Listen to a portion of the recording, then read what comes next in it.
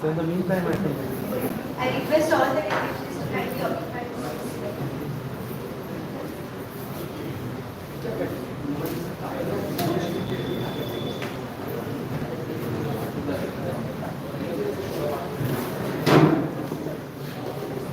I request all the participants kindly occupy seats.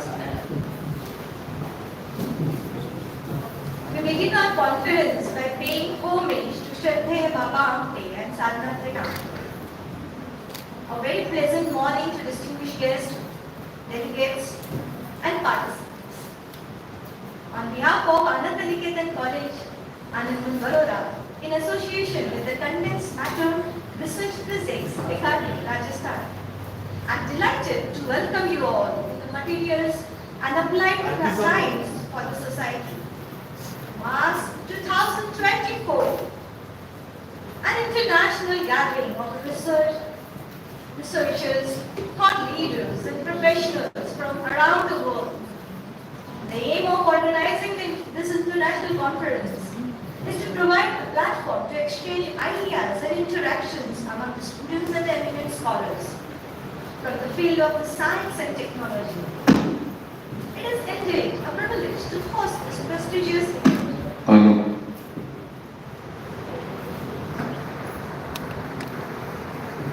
So it is my privilege to extend a warm welcome to all of you.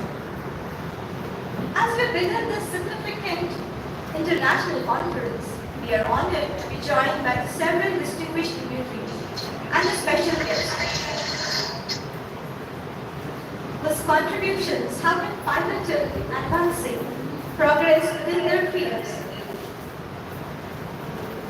and across the borders. We first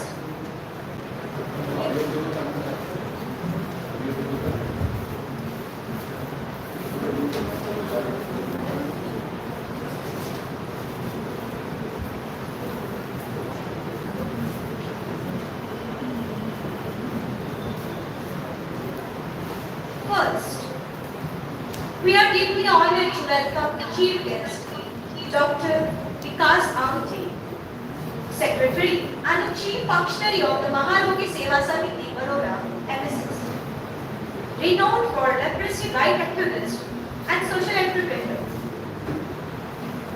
I request Dr. Vinal Khai to felicitate Dr. Vikas Amte with a sapling and a memento as a token of love.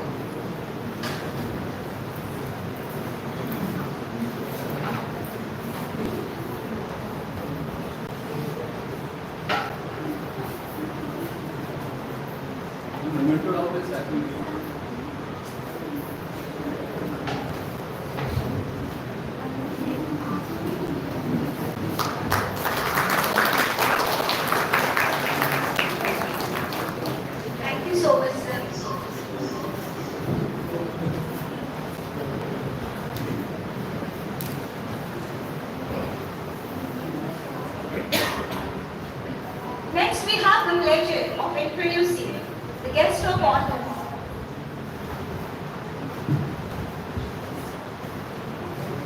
Professor Manish Kumar Kashyap sir.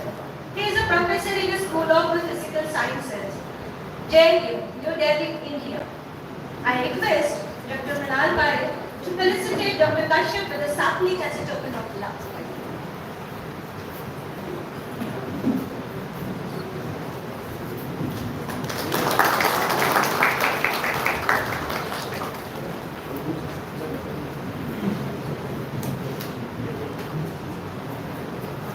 It is my distinct honor to introduce the president of this esteemed conference, Dr. Manal Pai, whose visionary leadership and unerring commitment have been instrumental in bringing us all together to this significant occasion.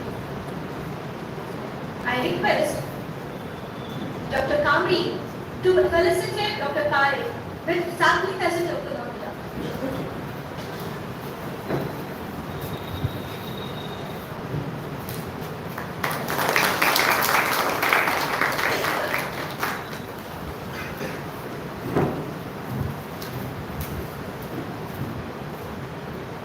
I request Parthi sir to felicitate Dr. Shah sir with the sapling as a token of love.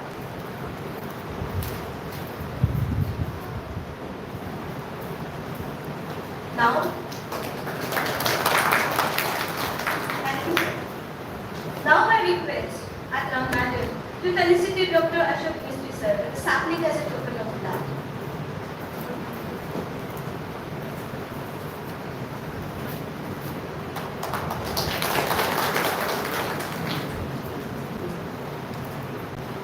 I request Dr. Nilesh Muge sir to felicitate Dr. Manoj Singh Shekhawat, convener of the conference, with the sapling as a token of love.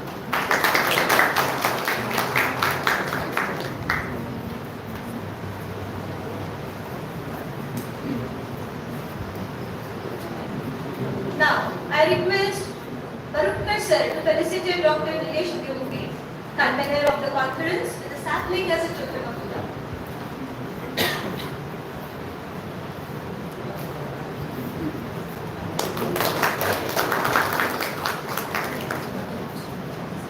Each of you, thank you so much. Each of you, through your expertise, vision, and leadership, brings a unique perspective to this gathering.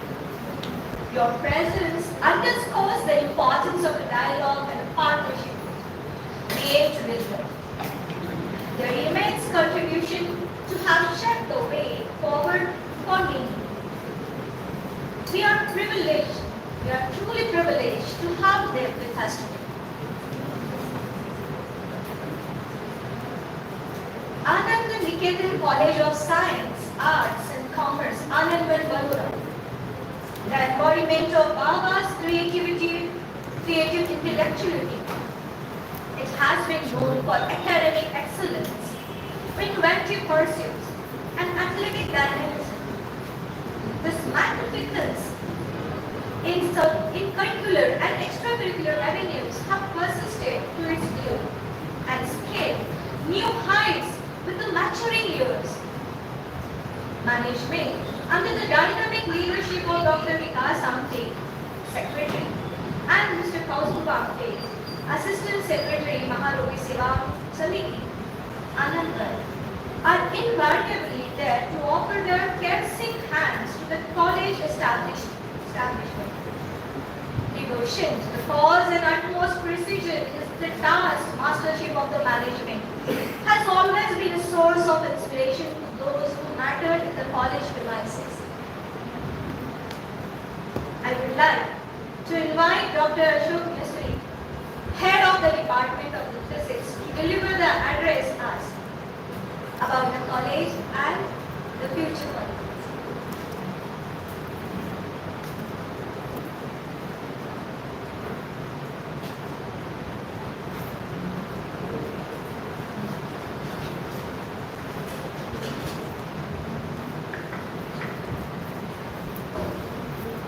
First of all, I salute to Siddha Baba and that. Very good morning to all. Respected Chief Guest, Dr. Vikas Amte, Secretary Maharagi Seva Samiti Botora, guest of honor, Dr. Manish Kumar Kashyap, JNU, New Delhi, principal of our college, Dr. Munal Kade, professor and head, Dr. Shaukat Shah, Department of Chemistry, convener of this international conference, Dr. Manas Kumar Shekhawat, Government Engineering College, Bikaner. Another convener of this conference, Dr. Dilesh Udumuge, Anandwan College, Anandwan, Baroda. All delegates, teaching staff, non-teaching of our college. It is my great honor to welcome you all to this international conference on materials and applied science for society, organized by Anandwan College, Baroda, in association with Condensed Matter Research Society, Bikaner. First and foremost, I would like to express my heartfelt gratitude to each and every one of you for taking time to join us today. Your presence is a witness to the importance of this international conference and the significance of the topics we will be discussing over the next 2 days. This conference brings together leading experts and researchers from around the globe to share their knowledge, experience and insights on material and applied science for society. We have an exciting program linked up for you: keynote addresses, panel discussions, technical sessions, oral presentation, PPT presentation, online and offline. Our conference aims to provide the platform for the exchange of ideas, collaboration and innovation. We hope that the discussion and debates that take place here will inspire new perspectives and contribute to the advancement of society. I would like to extend a special welcome to our international delegates who have traveled from far and wide to with us. Once again, I welcome you all. Thank you.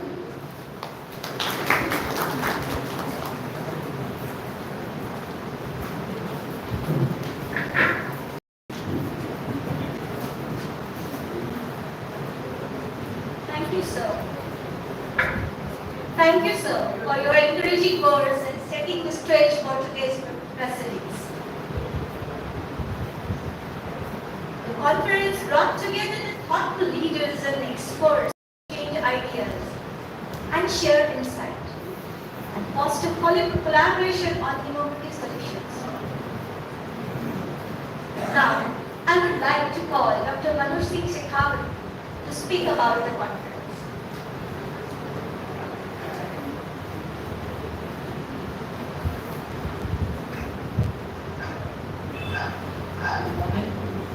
Good morning, all of you.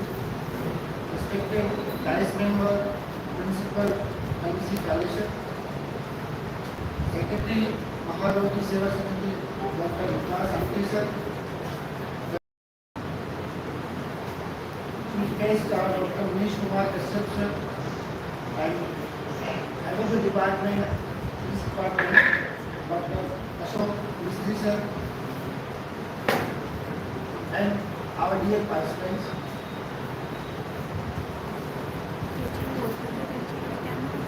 I am honored to stand before you today as a convener of International Conference on Materials and Applied Science Society, as well as the Secretary of Condensed Matter Society. We have received great response from all over the India and outside of India also. In all, we have received around 250 abstracts in the conference, out of which we have accepted 230 abstracts for presentation for online as well as for offline oral presentation and poster presentation. We have received papers from top universities of the India and research institutes of India, and we have also participation from the foreign countries. One participant from Nepal, Dr. Maharoli, with us. Welcome you, sir. Even 2 participants from the Romania. So this conference is the in the real sense is the international conference. Condensed Matter Research Society is basically established in the year 2022 to encourage research in the field of condensed matter and material science. The society is formed to organize conferences, discussion, special lectures, and exhibitions and such other activities are necessary for better understanding of physical research and its application for the economic, social, and industrial progress. Thank you for being a part of this conference. Together we will continue to achieve greater milestone and store a better future research in this field. Thank you.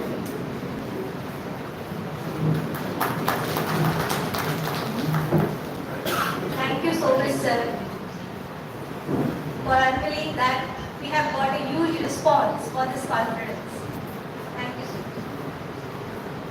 We are pleased to announce the release of the abstract book featuring a comprehensive collection of research summaries and presentation of the conference.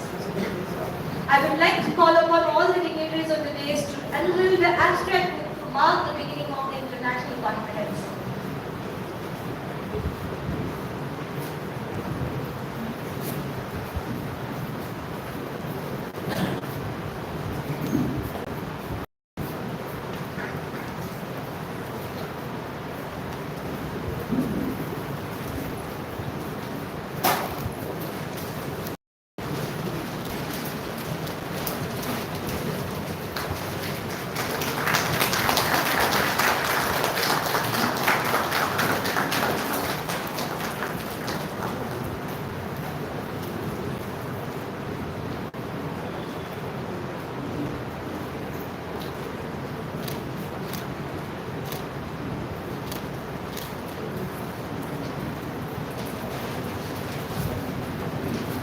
Thank you so much, sir. Thank you all the कसं टाकता येईल आता तिकडे पेंटरमध्ये नाही तो तिथे म्हणजे कुठे टाकू आता तिकडे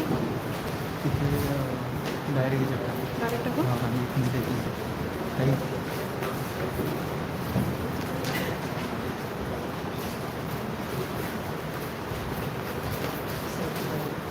Next, we are privileged to hear from our esteemed chief guest, Dr. Anandwan, who has been a pioneering figure in social services, rendering the services to the underprivileged society, moving forward the legacy of late Shraddheya Baba Amte and Sadhana Amte. So he will share insight of the conference. I request Dr. Vikas Amte to come forward and share his thoughts.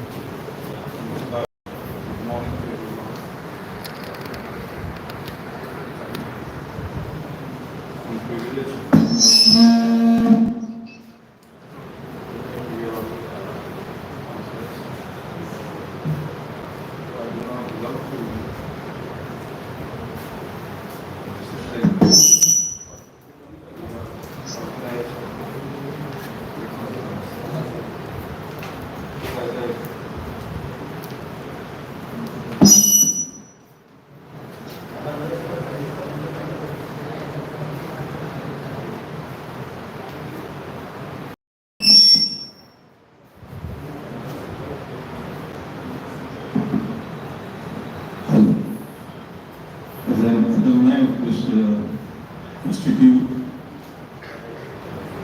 and the first student of this college, I'm privileged that you invited me to moderate this conference. I'm likely to make mistakes because the subject materials and applied science. I did have physics, additional physics for pre-medical course of this from this college, but way back in 1965,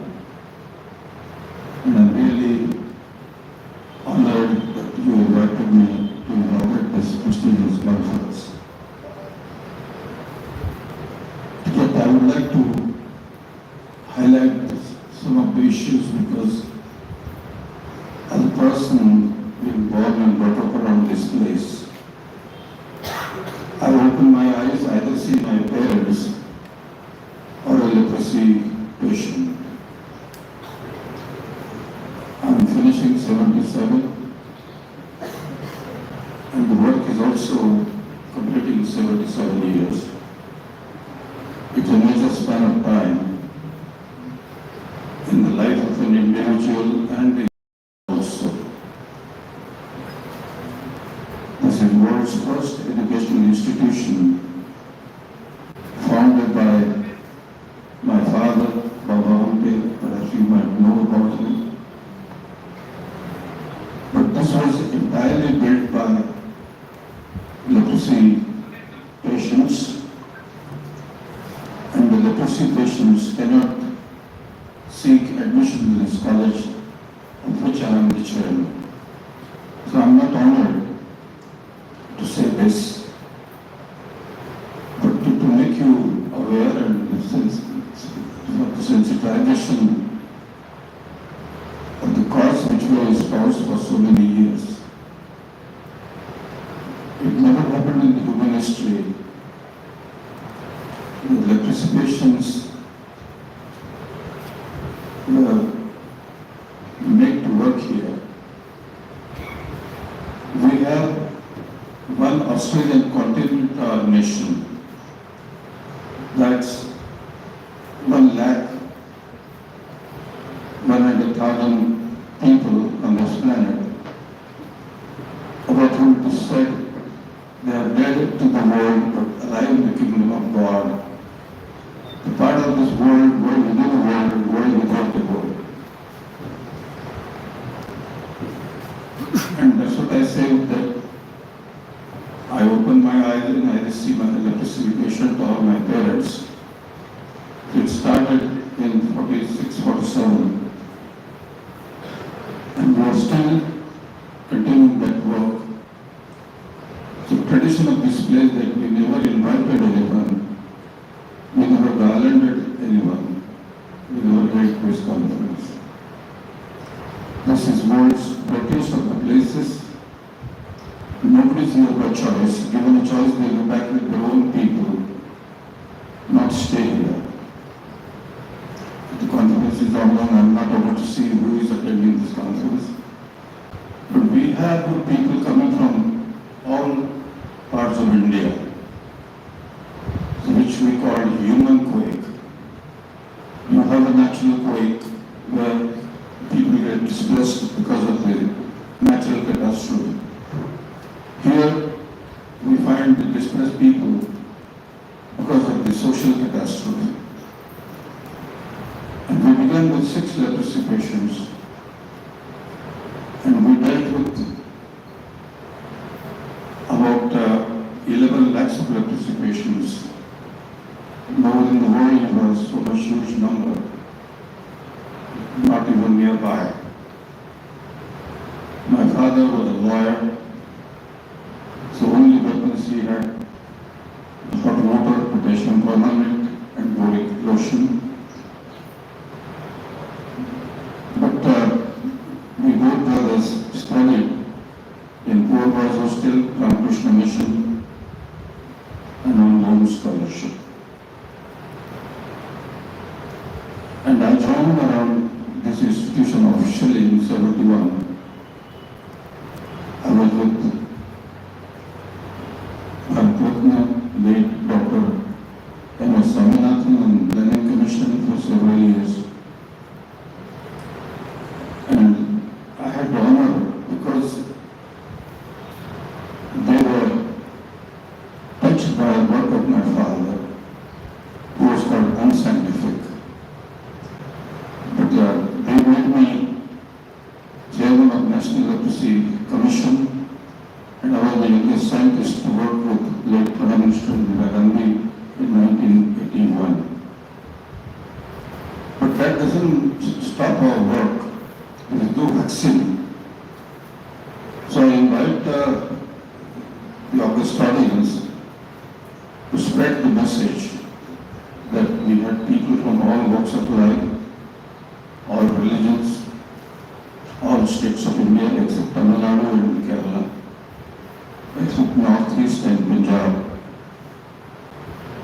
And it never happened. They were walking alone and they helped the other weaker sections of the society.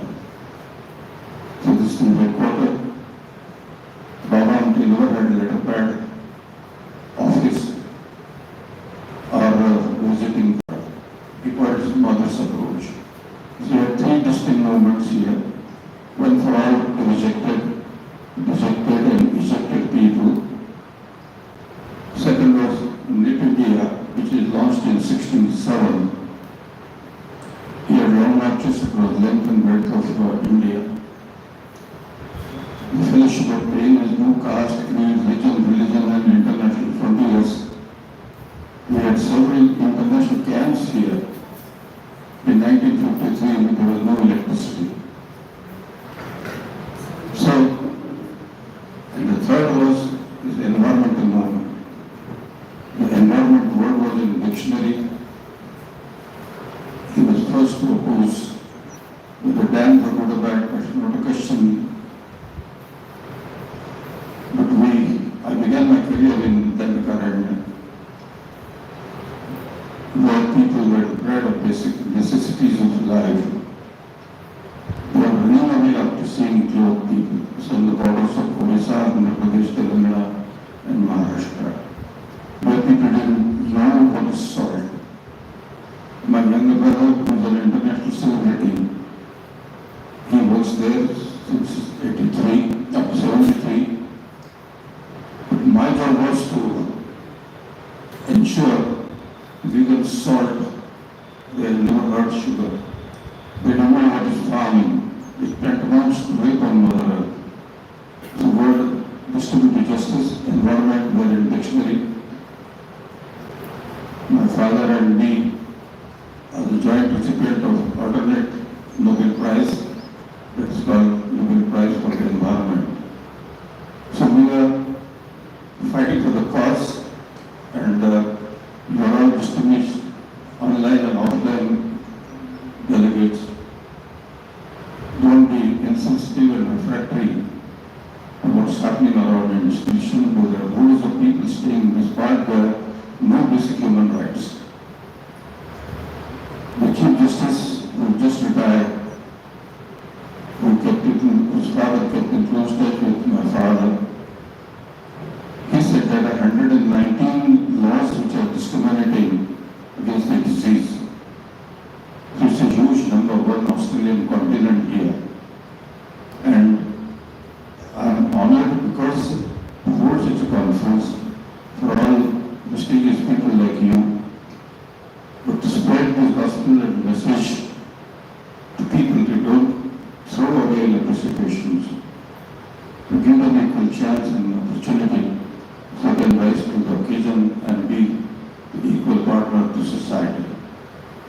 I wish all the delegates all the best, and whenever you feel like coming here, there are millions across the globe who are coming here, and I also invite you to most welcome to spread the message and the cause of this disease. Thank you very much.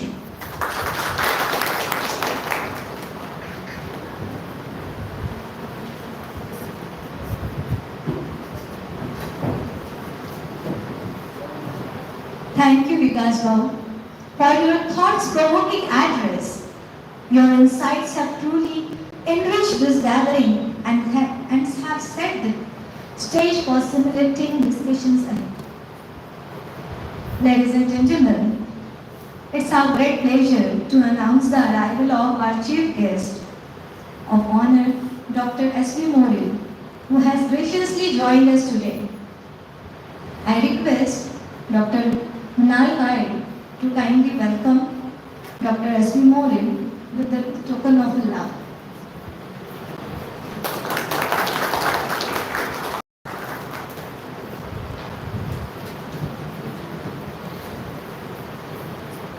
Thank you, sir. As we commence this esteemed conference, I request Dr. S.V. Moril, the guest of honor, to kindly address our conference.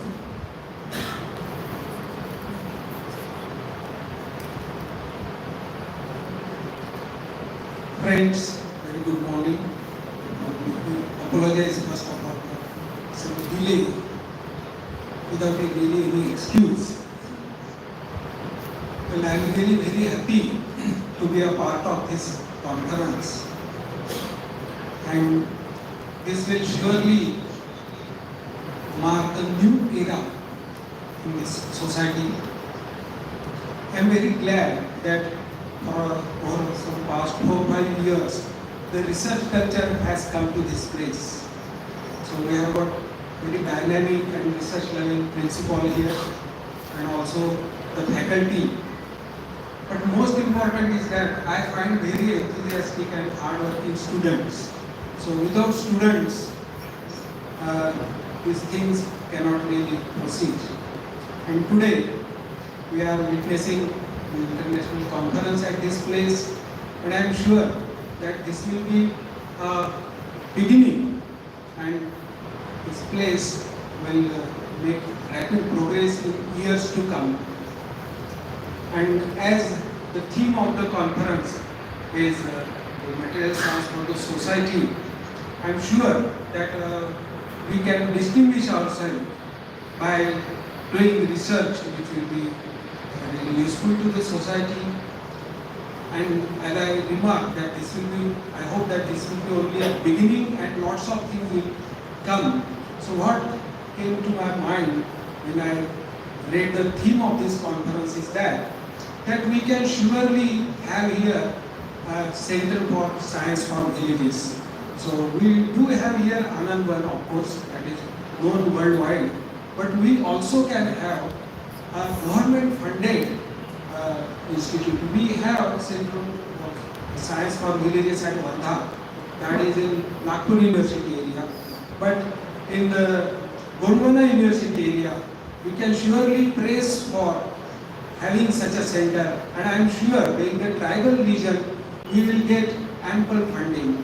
What is needed is the local support, and with the faculty here, with students here, we can surely do different research on a different line altogether, not only the conventional research. Yes, conventional research is needed for earning the reputation, but once having earned the reputation, we can follow a different path. And I am sure that this will be done here with help of the dynamic leadership of our principal, the faculty, and most importantly, my fellow students. So I wish this conference every success. Thank you very much. Thank you so much, sir, for your warm and inspiring words that set the perfect tone for the today's event and giving us a blessing for our conference. Thank you so much. Next, we are privileged to hear from our esteemed president of this conference, Dr. Mrinal Kare, who has been pioneering figure in this institution. I request Dr. Mrinal Kare to share the insight on this conference.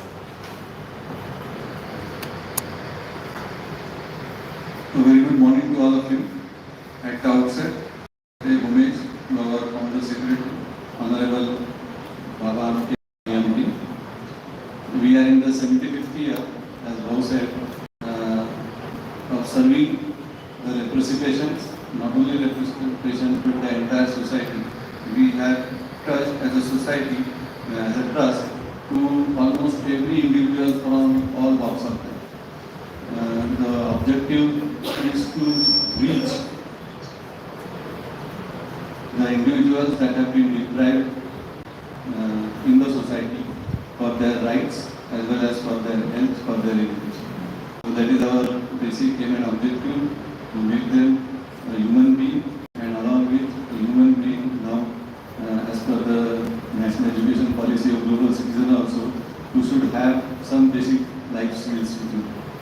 I thank the organizers to have shown interest in us, to have shown confidence in us, and I congratulate the society, Physics Society of Bikaner, as well as our Physics Department, Chemistry Department, Gurunge sir, to have come up with this idea of organizing an international conference here, which will give a strong platform to the researchers, to our students, and to the scientists also.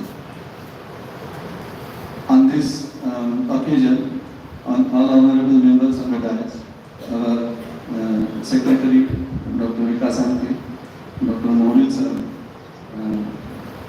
Dr. Manish Kumar Kashyap sir, Dr. Kaushal Kumar sir, Dr. Manoj Singh Shekhar sir, our head of the departments, Dr. Mistry sir, Dr. Shah sir, Dr. Ugamuge sir, all the distinguished audience, guests of the dais, all the researchers, students, our faculty members, members of the non-teaching staff. It is really a matter of immense pleasure for me to have an opportunity to organize this conference here. As I always say to my students also, that research is focused for the development of humanity in general. We are all focused upon that. But now, I think that we must have some shift towards our research. Why? Because in order to ease our daily life, what is actually now happening that our primary skills, our movement of our hands, our fingers, our legs, we are not even trying to bend in home also now. There are robots who have come up for cleaning purposes. There are washing machines, and science and technology, no doubt, is in our daily life. But there was a scientist, I don't remember his name, he has written a novel on science fiction. And he said that with this kind of development, one day our evolution will take us that we will just appear like a football with no limbs at all, no need of our digestive system also, only our pancha indriyas will work. Rest, because none of the body part will work in future, there will be no body parts at all. So whether we want to take ourselves to that future, whether we want to remain as human beings or we want to make ourselves like a football, that is in our hands. So this is just a thought that, as I always say, that science research, scientific research should always be associated with spirituality also, adhyatma also. Because that gives us a proper direction. Where should we proceed? Whether we should use atomic energy to make a bomb or to have energy research. So that selection of topics, that selection of our focus in research will be proper if we add adhyatma also with science. So I will not talk much because we are already behind schedule. I thank the organizers once again to have given me an opportunity to interact with all of you. Thank you very much.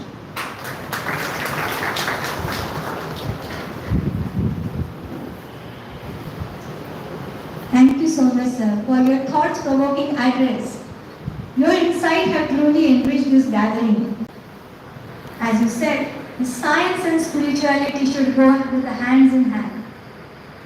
We have really set the stage for the stimulating discussions ahead. Now, before we move on to the keynote sessions, I would like to take a moment to thank everyone who has made this event possible. So, to propose the vote of thanks of inauguration ceremony, I call upon Dr. Sir to propose the vote of thanks.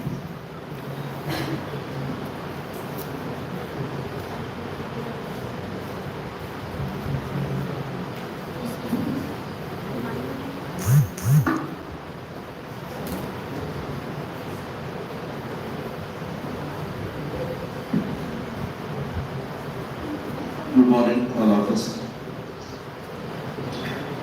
Let me propose vote of thanks in this international conference on materials and applied science for society लक्ष्य तक जाने का जुनून रखते हैं वो रास्तों की परवाह नहीं करते। जो लक्ष्य तक जाने का जुनून रखते हैं वो रास्तों की परवाह नहीं करते हैं। मंजिल उन्हीं को मिलती है जो गिरकर भी संभलने का हौसला रखते हैं। सर्वप्रथम श्रद्धेय बाबा व ताईंच्या स्मृतीस विनम्र अभिवादन. I pay homage to the memories of श्रद्धेय बाबा and Sadhana Tai. Honorable and respected dignitaries on the dais and of the dais, esteemed guests, participants and delegates from all over the world. It is my privilege to extend the vote of thanks at this inaugural ceremony of the International Conference on Materials and Applied Science for Society, MAS 2024, on behalf of this organizing committee. Today marks a significant milestone, and it has been an honor to witness such an august gathering of intellectuals and leaders unveiling the abstract book of this conference. Firstly, I extend my heartfelt gratitude to Professor Ashok Mistry for the warm and inspiring welcome address that set the tone for this grand occasion. Your words resonated with the spirit of this conference, sir. I am deeply thankful to Dr. Manoj Shekhawat, sir, for articulating the vision and idea behind this conference, MAS 2024. Sir, your thoughts have given us clarity and purpose for the journey ahead. Moving forward, it is with the immense respect that I thank our guest of honor, Dr. S.V. Muharid, sir. Sir, your invaluable contribution to the field of photoluminescence and your presence as one of the top 2% scientists in the world inspire us to aim higher. आपकी उपलब्धियां हम सभी के लिए प्रेरणा है, sir. Thank you, sir, for sharing your invaluable thoughts to enlighten the aspiring minds. I also express my sincere thanks to our esteemed guest of honor, Professor Manish Kumar Kashyap, who has given us the time and is available with us yesterday and today also. We are grateful for your valuable insights. A special and heartfelt gratitude goes to today's chief guest, Dr. Vikas Bhavante, an eminent personality with the national and international acclamation, the Secretary of Maharuti Seva Samiti, under the able guidance of which this college is being run. Sir, your legacy of selfless service and unwavering commitment to the society is unparalleled. Your words today have left an indelible mark on all of us. I would like to share 4 lines for you in Hindi. रोशन है जहां आपके किरदार से, रोशन है जहां आपके किरदार से, हर दिल करता है आपको सलाम प्यार से. रोशन है जहां आपके किरदार से, हर दिल करता है आपको सलाम प्यार से. जिनके होने से मिलती है राहों को रोशनी, जिनके होने से मिलती है राहों को रोशनी, वो शख्सियत है आप, वो शख्सियत है आप, एक मिसाल, एक कहानी. I would like to extend my deepest gratitude on behalf of this organizing committee to our Vice Chancellor, Dr. Prashant Gokare sir, for inspiring us to organize this conference. He could not be available today due to his busy schedule. I would also like to take this opportunity to thank our beloved Principal Dr. Mrunal Kale sir, who presided over this function and concluded the inaugural session with an enlightening speech. Sir, your wisdom and perspective were the perfect culmination to this ceremony. A big thanks to our anchor Supriya Kshetrapal Madam. आपकी खूबसूरत प्रस्तुति ने इस कार्यक्रम में 4 चांद लगा दिए. Let me extend my thanks to our participants and delegates from across the globe Your enthusiasm and involvement have been the driving force behind this conference. I extend my sincere thanks to you for such a stupendous attendance. आप सभी की उपस्थिति ने इस आयोजन को सार्थक बनाया. Lastly, a heartfelt thanks to everyone who contributed directly or indirectly to the success of this event. The organizing committee, the technical team, and all the volunteers whose dedication has made this possible. आपके बिना यह सम्मेलन संभव नहीं हो सकता था. To conclude, let me say, सपनों को हकीकत में बदलने की राह पर चलना है. सपनों को हकीकत में बदलने की राह पर चलना है. को पार करके बस आगे बढ़ना है. Thank you all for being part of March 2024 and for making this event a grand success. Thanks again. Thank you all.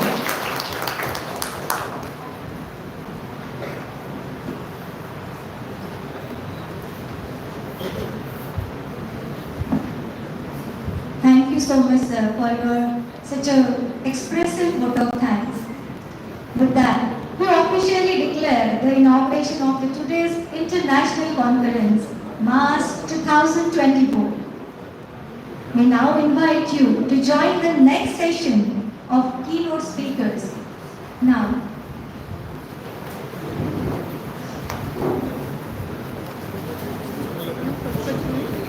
so thank you everyone, and let's have a remarkable and productive conference together.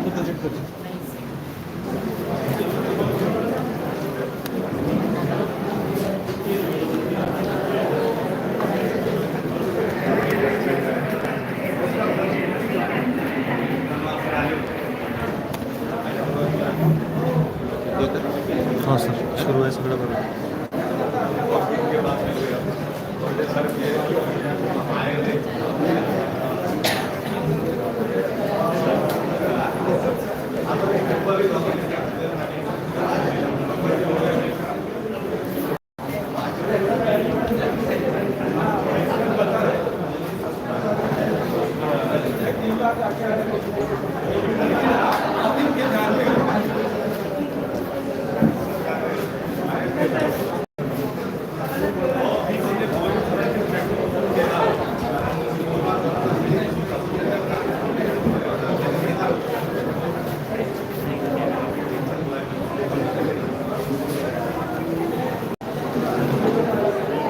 ऊपर से camera ऊपर से.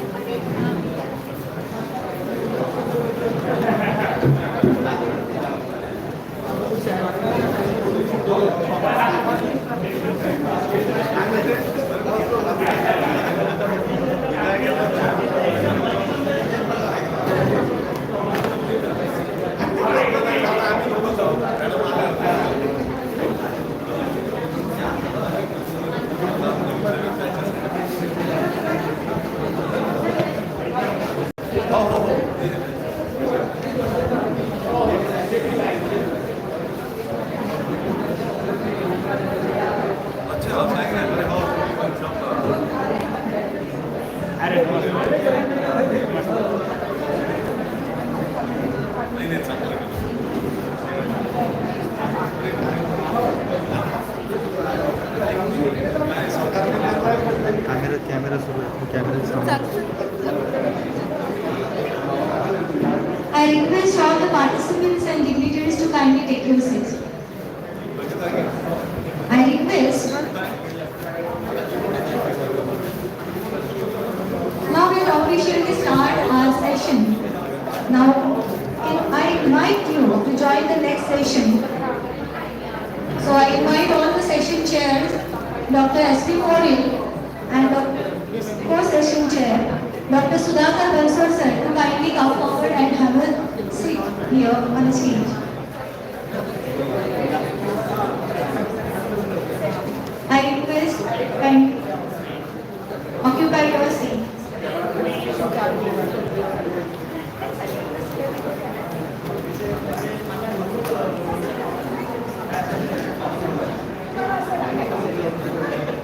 Hello.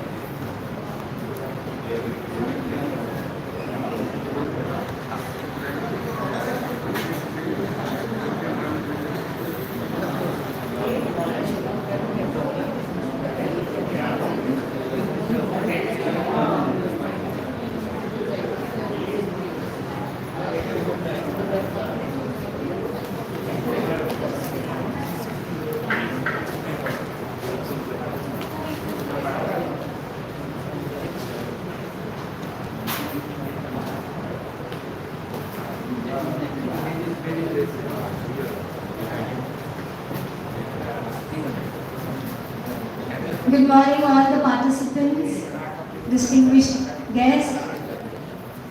We begin our keynote session. It is our great pleasure to introduce the session chair, Dr. S.V. Moril, and session chair, session co-chair, Dr. Sudhakar Bansal sir.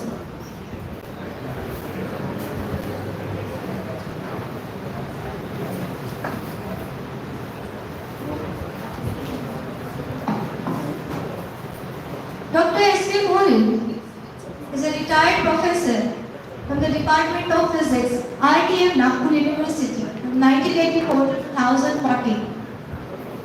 He is a life member of the Indian Physics Association, the University Physics Teacher Association, Forum for Higher Education, Marathi Vigyan Parishad. His research area is luminescence, solid state lighting, radiation dosimetry. He has guided total 36 students, PhD students. He has more than 310 publications. He has total 7 patents. Total 17 projects are completed under his guidance. He is a reviewer for the Elsewhere Valley Springer Electrochemical Society, RSC ACS Journal. So I request all participants to kindly applaud for our session chair, Dr. S.V. Moril. Now, our next session co-chair is Dr. Sudhakar Bansal sir. Dr. Sudhakar Bansal sir is a scientist. He has published total 13 journals. He has published his papers in total 13 journals. He has published total 5 book chapters and book authors. He has published total 21. He has published total 21. Sorry. So he has total 21 conferences under his guidance. Total 2 projects are done under his implementation. There are total 6 projects are completed under his guidance also.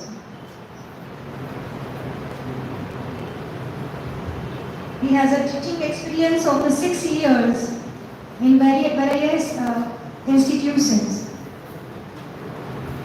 So, I request all of the participants to kindly applaud Dr. Sudhakar Bansal, the senior scientist in CSIR IICT Hyderabad. Now I hand over the mic to session co-chair, session chair, Dr. S.V. Moril sir, for further proceedings of this keynote session.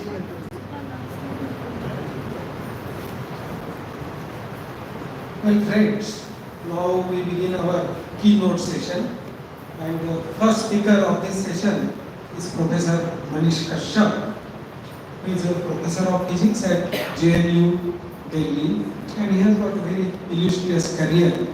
So if I read all his biodata, then we will be encroaching on his time. So I will just read only one or two important points.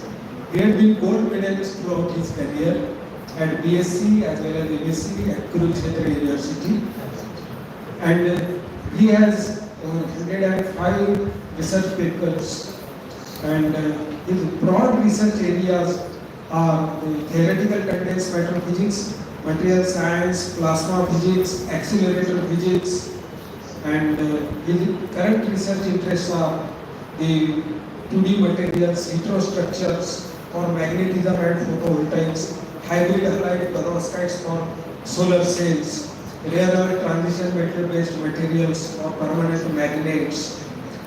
Main topic in fact, which we are also interested in, is the density functional theory simulations. In fact, yesterday he taught here for in our workshop for students. So I think his talk is his real pehchan. So without further delay, I request him to begin his presentation. Dr. Please. Thank you, sir, for the introduction.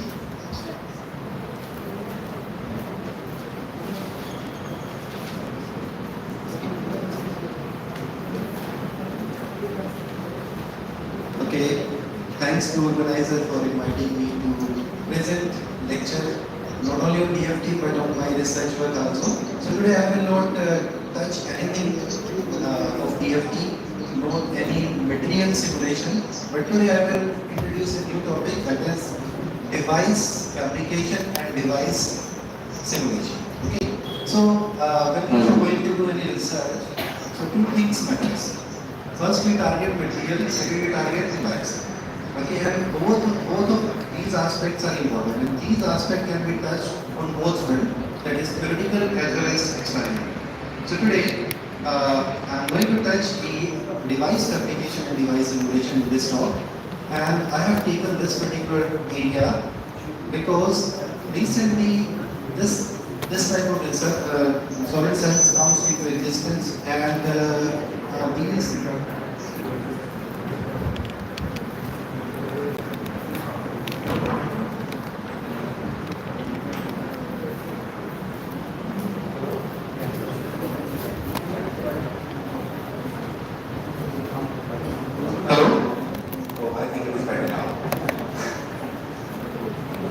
and it is assumed that it must be there. So perovskite solar cell will be are going to replace silicon solar cell, and we are having many problems in silicon solar cell. So that's why this topic is important. And I have made the title of this talk like past and next 10 years. So this means in the last 10 or 15 years, a lot of progress has been done in perovskite solar cell, and we are expecting a lot of things from these cells in the next 10 years. So let me begin my talk.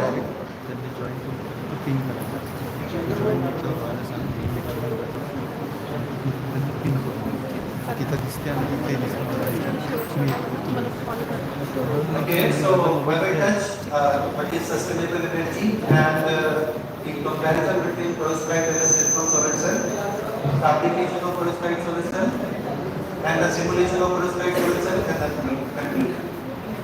Well, if we talk about the sustainable energy, the current global power demands is about 24 terawatt per hour. So, and in 2040, this will be increased to 37 terawatt per hour.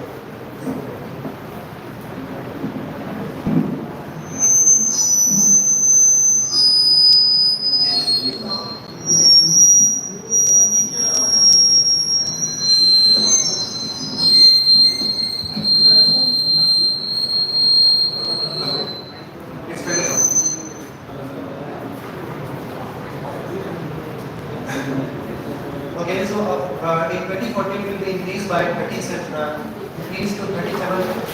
carbon power. And if we are going to roll the fossil fuel, so this type of the requirement, power requirement cannot be accomplished. So we have to go for the alternative source, and alternative sources are renewable energy sources.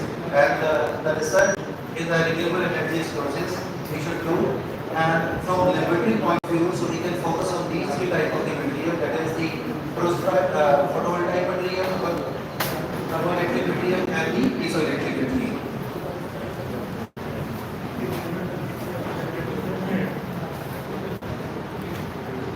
Okay, so this is the chart that gives us the comparison that how the solar photovoltaics will be taking care of all our power need in 2040. At the present time, 2020, so you can just see that. So this is the coal, which is accomplishing our need of the power sector, and we are here for the solar power.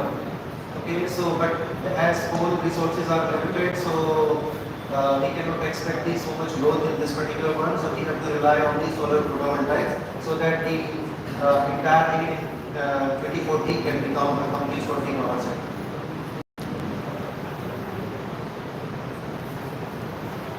So why we are interested in solar energy? So you can say that there is no environmental concern, no carbon emission, and no pollution in the harvesting. You can save the money from the electrical bill, and you can increase the home value of your home, and definitely you can have large interest in the upcoming technology.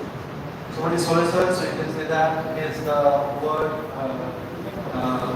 photo is nothing but light in peak, so that's why we are having a gold theme taken by the pioneer scientist Alexander Volta, who discovered electricity, and solar cell is a photovoltaic device which converts light energy into the electric energy, and it uses the photovoltaic cell.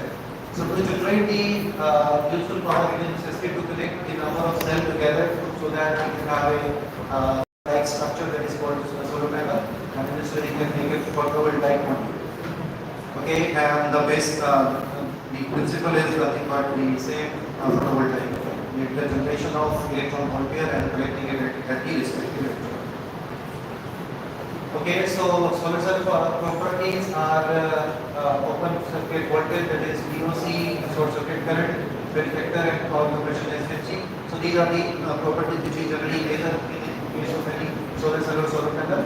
And these are the factors which determine the solar cell performance, what type of light you are getting, what is its intensity, what is its wavelength, what is the angle of incidence of the light, surface condition of this solar cell, what is it, whether it is clean or dirty, and what is the temperature of the solar cell. So during the passage of the time, so 4 types of the solar cell are coming into existence. So this is the first equation in which silicon is dominating, and the second equation we are having the thin film based solar cell, that is CITS, CTTS, CDS, amorphous silicon, and the microcrystalline silicon. And in third generation we are having di-synthesized solar cell, quantum solar cell, organic, perovskite solar cell, concentrated. And then in the fourth one, which we are taking the hybrid one, so it is based upon the carbon nanotubes and looking at its metal metal oxide. So out of this, so we are going to focus on perovskite solar cell. So this, if you are doing the research in this particular area, so you should focus on this particular chart. It is given by NERL of USA. That is well research, cell efficiency. So in each and every month, whenever there is a discovery in the efficiency of any particular solar cell in any lab, so this is get modified. So if I just focus on perovskite solar cell, that is this one, and the silicon solar cell, so which is from the view one, right? So you can see that this is the silicon solar cell, and this is the perovskite solar cell. And perovskite solar cell has reached up to the efficiency of silicon solar cell, and we are having at present we are at 26.7% efficiency of the perovskite solar cell. So now, what are this type of material? Is the formula, that is ATH3, and here A and D are the cations, and X is anion.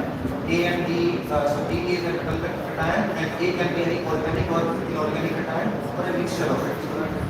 So solar cell using perovskite and the light absorbing material are known as perovskite solar cell. And these are interesting because we can have from perovskite absorber layer, increasable and optimum lambda, high carrier density, high carrier mobility, lifetime, low diffusal length, high absorption coefficient, and low post contamination. And all these properties are nothing but a good requirement of a good photovoltaic material. So as we can see that so much motivation is behind the quantum jump of the efficiency. See, in 2009 it has started with the efficiency 3.8%, and in 2024 now we are at 26.7%. And see the growth. This is the very steep growth in the efficiency. But in case of silicon solar cell, so it is not as so much steep growth. So if we go on the trend, so you will see that very soon it is going to close the efficiency of silicon solar cell. Now, if so much advantages are there, so what is the lacuna? So lacuna is written in this particular graph. So you can see if I take the C, P, and A in this way, so from C point of view, so efficiency is at par for silicon as well as perovskite solar cell, and the hybrid also. Okay, and if I just check the fabrication cost is also very small as compared to silicon solar cell. But if I come to A, so it is nothing but the lifetime or the stability, so stability is very less in perovskite solar cell as compared to silicon. So the scientists are working with this stability mainly. Scientists are working mainly on this stability. So all started in 1990, where McGee and Overker investigated the optoelectronic properties of organic inorganic hybrid perovskite and proved that they can be used with the light emitting diode application and the solar cell also.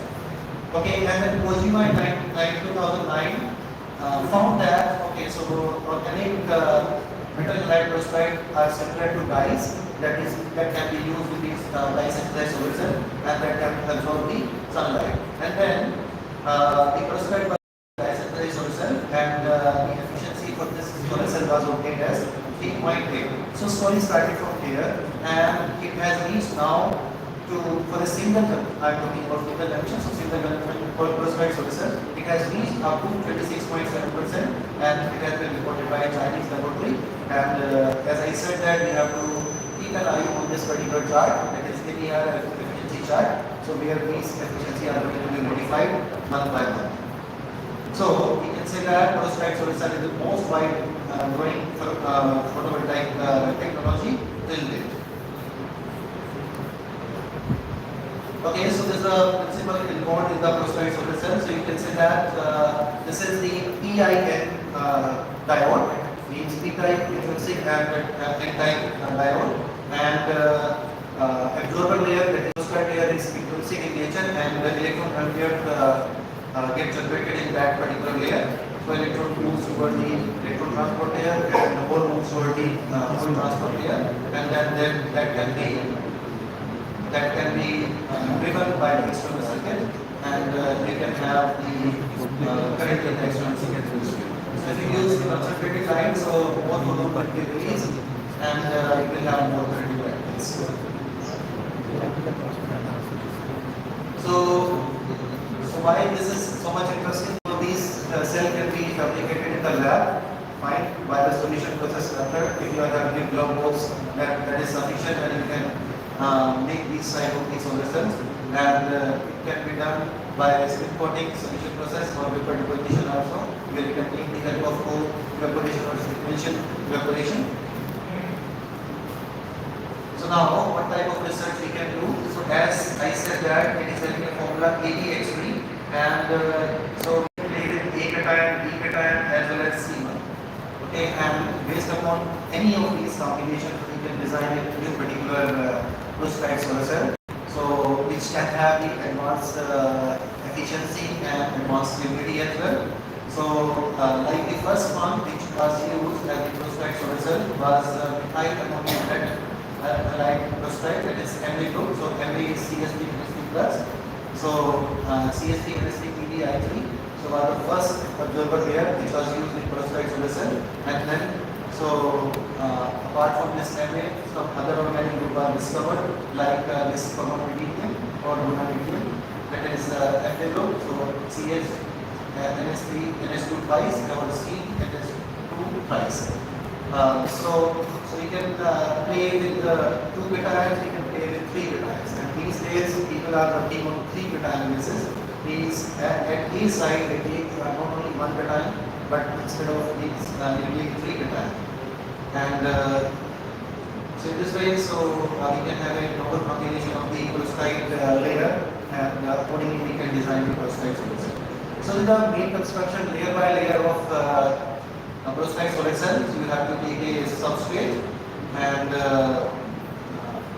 take the FTO on that. So FTO potential can be done. So this is FTO substrate, and then electron transport layer you can go, and after that you can grow the perovskite absorber layer, which can absorb the light and create the electron bond layer, and then you can grow the whole transport layer, so that can be anyone spirometered, or it can be EAA, and then you can make the metal contact, and in this way this complete circuit can give you the current after the absorption of the light. So light is being absorbed from this particular section. All these layers are transparent in nature. So completely closed here. And we have to just check also whether these layers are not having any reflectivity and any absorption, so that all the light should travel up to the absorber light, and here electron and water get converted. So now the main step for the device application. So that is so these are the main steps, and these can be done in your lab also. So substrate cutting, patterning, substrate cleaning, synthesis of precursor solution, film deposition, the adversarial coating, and then contact formation, filter, solar segment. So what do you need? So you need this film coating, a full evaporator, and solar segment. These 3 devices really, and then you can and one more block box definitely, and then you can make the solar cell. So this is the substrate cutting. So you can cut the substrate by of any of your size which is required, and then you can do the masking, so that you can make the contact, the back contact, and then with the help of quick dust on the substrate, so you can remove the FTO portion, and then you can go the other layers. And this can this one can be done with the help of few drops of SCL, and by the etching you can achieve your film for the further deposition. Okay, so with the etching, so you have done the patternized substrate. After that, you can know the next layer, that is the electron transport layer. And after the heating, so you can grow the perovskite layers, and then you can grow the STM, that is spirometered layers, and by the oxidation, then you can deposit the EU metal contact, and so you can form on a single substrate 6 different cells. So there are methodology involved. So this means you have to make the solid state synthesis, and film deposition, and metal contact formation, and finally you can go for the preparation.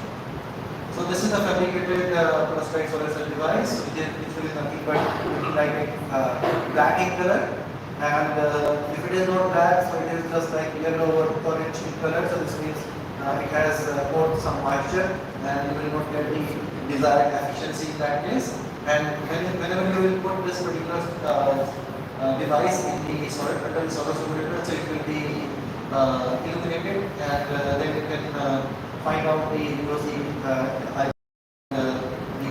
efficiency.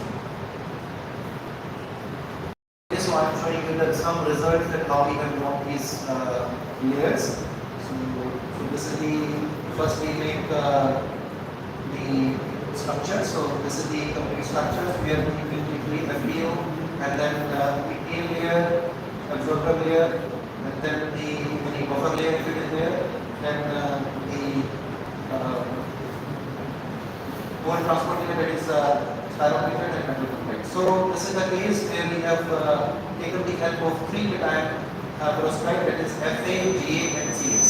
Fa and Ga are organic group and Cs is the inorganic group. So if we make inorganic and organic mixture, so you can get more stable and we can play with the doping concentration by just varying this amount of X by 1 to up to 10%. So, what is the problem in FAPT isotones? So you can just say that it is, if it is in alpha phase, then it is fine. But as it is coming to the room temperature, so it is possible that the delta phase is one, and delta phase is not the perovskite one. So we should avoid this one, and we can avoid this one by the computational engineering. And conventional engineering at the A side of FS definitely I think can be done, and it is a more fruitful approach to overcome this particular issue. So this is the reference spectra, and the 1% also 3%, 5% and 10%. Only the 10% we are having the database, otherwise for other things we are not having the database. The new version of XRD spectrum, that how your particular peak is going to shift for these particular strength. And then you can go with the universal spectroscopy and TL spectroscopy, so that we can find out the band gap. And band gap generally should have near to 1.5 electron volt.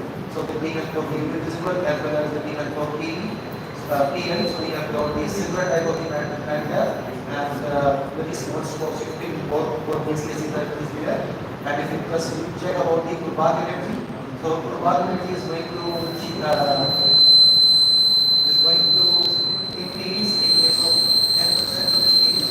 More effect are there in 10% G. Okay, so then you can just check the average grain size with the help of cell analysis, and what we see that the grain size coming out to be 200 nanometers. So most important, so we have to rate the lifetime, and if we have done some sufficient doping, so the average lifetime should be increased. We can just see that as compared to the reference, if we just take 3% GA, so lifetime has been increased up to some extent, and if it is increased, so this means there is less chance of decontamination of electron molecule, and electron and molecule can be taken care by the respective electrode. So finally, you can find out the efficiency. So efficiency with the help of photoseparator in the reverse side of forward scan, you can obtain, and this is the corresponding plot. So for 3% doping, generally we take the reverse one. So 20.7 is coming out for this particular case. And then we can go with the stability analysis. You have whatever the film you have made, so that should be stable for with the passage of the time. And what we see that in case of reference and in case of 3% doping.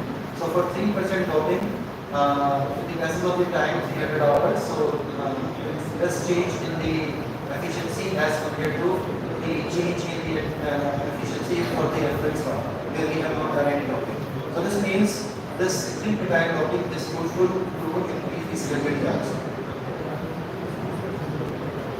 Okay, second one we have taken the instead of GA we have taken K. So K is CS and FA.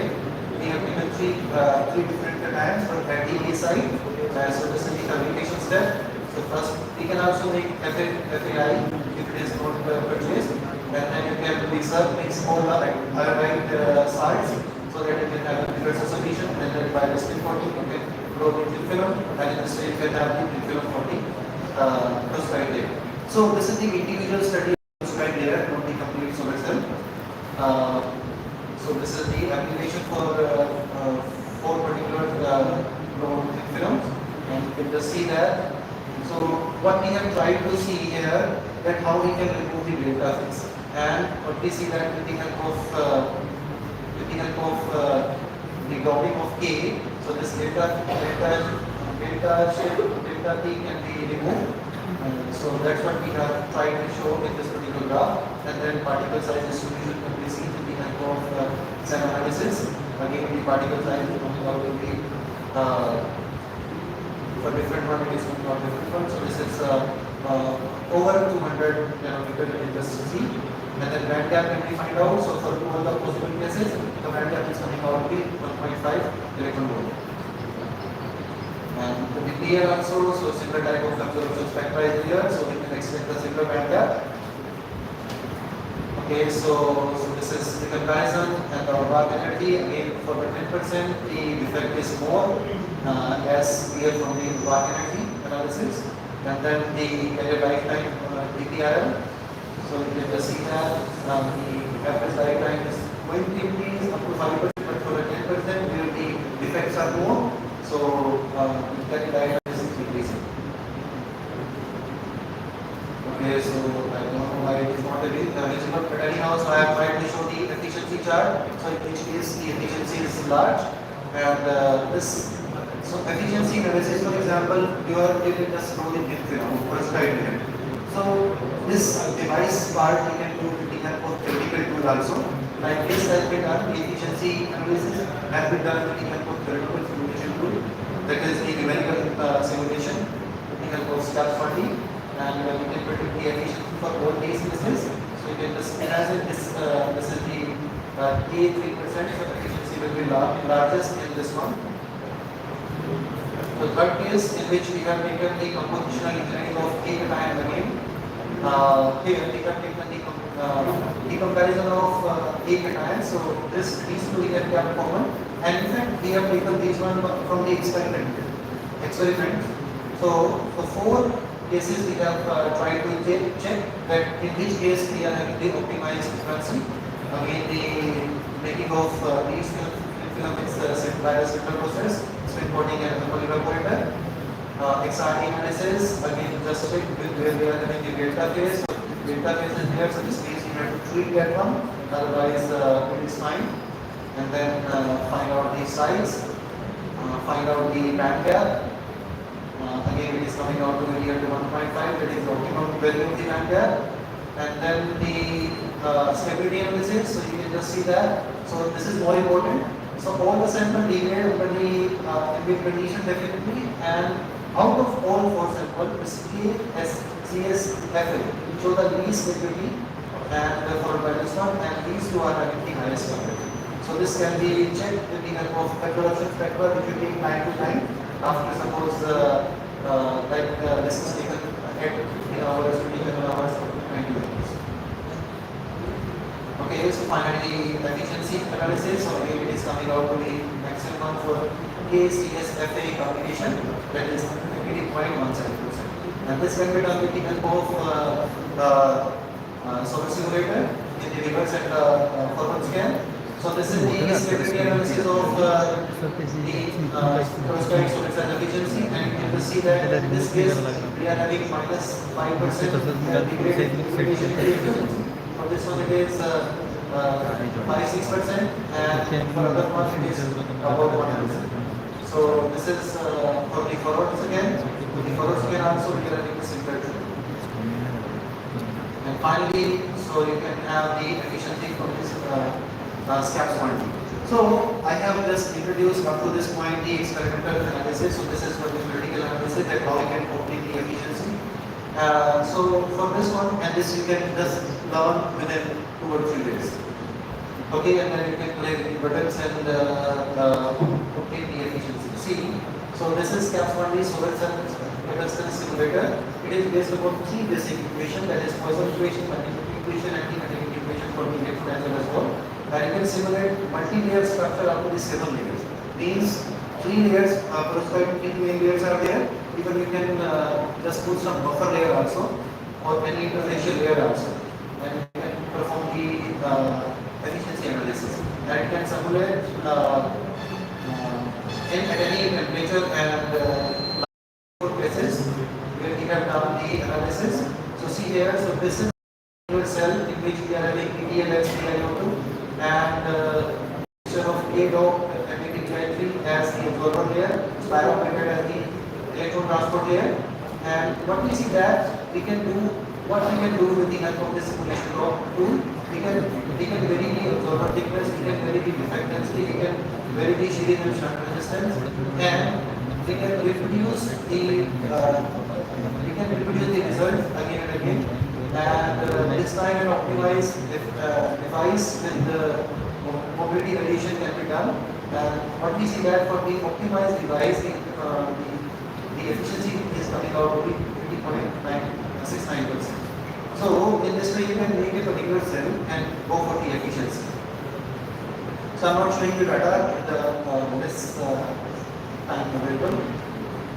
Okay, so see here, so this is the sitting case in which we have done the topic of GA in the perovskite solid cell layer, that is MPPI3.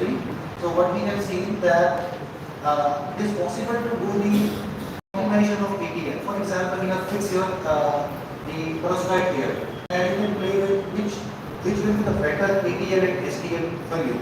So that can be done.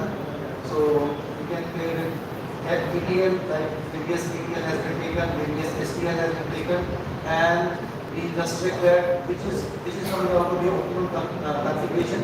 And for the optimum configuration, so what we have seen that the power penetration efficiency coming out to 4.36%, and this is our optimum configuration, where instead of the IO2, so some other electron transport layer has come into the picture. So last case, that is the optimization of GA device. So you can see that we have started from this one, and we have done the optimization of ETL and STL absorber thickness. So in the starting we can take any electrical demand. So these are the optimized parameters. For example, so this is the absorber thickness. That is, this one is needed, and ETL we have taken spirometer, which is very costly. Even 1 gram you have to pay in lakhs of the amount. 5 gram you have to pay in lakhs of the amount. So instead of the costly STL, you can just take Cu2O in this particular case. Instead of PIM, you can take ZNO, because these two are giving in combination the optimized result, and the optimized frequency coming out to be 24.61% in this case. Okay, so means you can play with many parameters like absorber thickness, absorber defectivity, back contact. For example, just see here, what was the contact? Contact is A, and here the carbon contact is A. So now, how you can start this particular research? Well, in yesterday lectures, I have just focused on DFT simulation.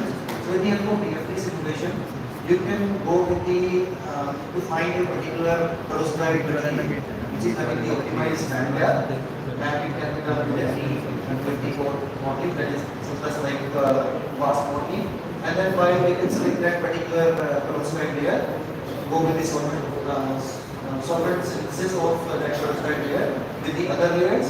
Spin coating can be done. We can make the DIN junctions, and then we can make the perovskite cell, and then finally you can make the perovskite coating. So this is the final architecture of the perovskite solution. So for student point of view, so you can work in wet lab as well as dry lab. So in the wet lab, we did a simulation, device simulation can be focused, and in the dry lab, we did a simulation with the help of DFT and device modeling with the help of numerical simulation like SCAPS 20, a whole cell, and also you can do. Okay, and so if you have done the real synthesis, you can just club this one with the device modeling. Even this can also be one part of the research and the research laboratory. Okay, so what is the future aspect? So you can see that we have to work on the fabrication, still we have to reduce the cost, we have to just check how we can increase the efficiency, and these perovskites are to be developed at the industry level, so that it can be available to the common people of rural India, and small scale innovative rural India can be accomplished if these can be developed at a really cheap rate, and if you will see that the small scale industry of perovskites or result will be moved in the next 5 to 7 years, and these cells will be revolutionary for the next generation and industries. So next 10 years, what we will see that we are going toward the theoretical efficiency, like today we are standing at 26.7, and theoretical maximum efficiency is 50%. So that is the limit put by Bachelor. And understanding the combination interface and trade modeling, development of methodologies can work for these two, so we can obtain also this one only. Large area for we can devise, we will focus, and development of material and working method and use. Long-term stability, because today in present day also we can be about only the hours but not the days or years. And silicon solar cells are stable in many years, but here we are just limiting ourselves up to the days or hours. So we have to go a long way so that these cells can be stable at least 20 years as well. Okay, so recycle technology, definitely silicon solar cells are not recyclable, but these are recyclable. And definitely you can work with random technology, you can take any combination of the layers, and you can obtain more efficiency. So this is for the period 2020 to 2030, where you will see that tandem version of silicon and perovskite solar cell, or perovskite tandem cells, like one here you will take suppose from MA, second you will take from F2, and you can take tandem of these ones. So this is tandem device. Apart from this stability, so you can go with the medical engineering with the help of retrostructures, stabilization. And if I just talk about the efficiency, you can go with the professional engineering, chart transport, and layer design. And definitely we have to just check one more thing, because the perovskite solar cell, which peak time is lead, and lead is toxic in nature, so we have to work on lead-free devices so that we should focus on tin-based perovskite solar cell. So the conclusion of the talk, that solar cell is the future of the next generation, and these are flexible, cheaper, and recyclable, and simulation tools are available so that we can check the device and device performance, and experimental research and device verification can be enhanced with the prediction from the simulation, and can be done at the laboratory also.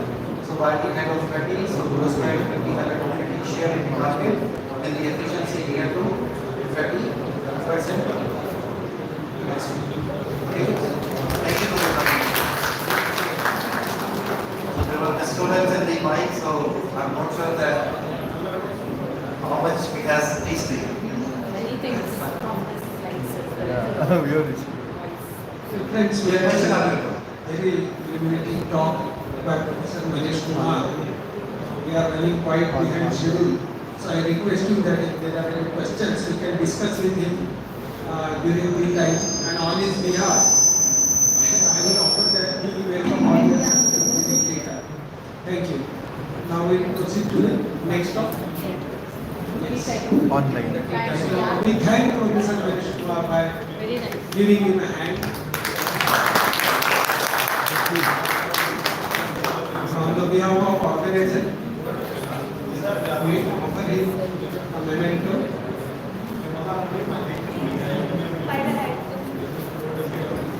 I request Nilesh to offer him a memento.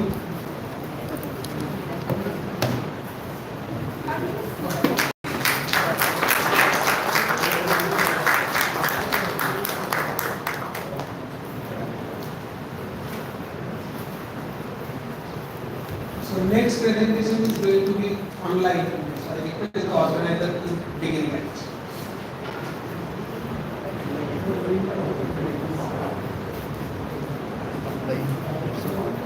And Managing Committee, I thank Dr. Nilesh for giving me this opportunity as a fourth year of the session. Now I take this privilege to introduce our next eminent speaker, Dr. Pankaj Kolikar, who is Vice Director at Center for International Research and Educational Cooperation and working as an associate professor in Tokushima University, Dhaka. Now, I welcome Dr. Pankaj Kolikar.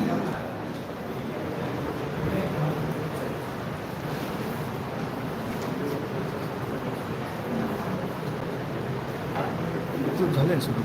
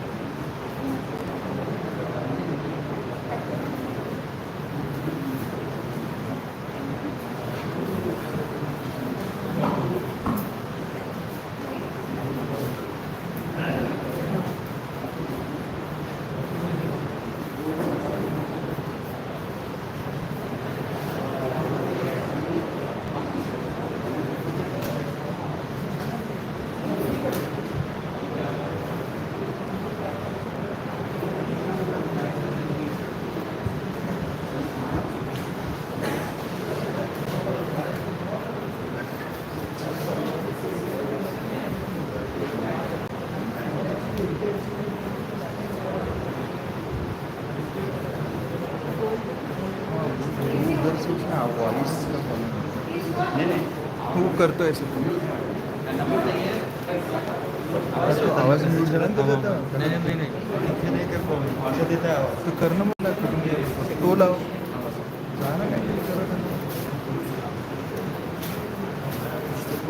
तर ते पाहणं तर त्याचा आवाज गेला पाहिजे ना तुम्ही स्पीकर म्यूट हे झाली मीटिंग सुरू झाली तर त्याचं पाहणं ते काय करतं ते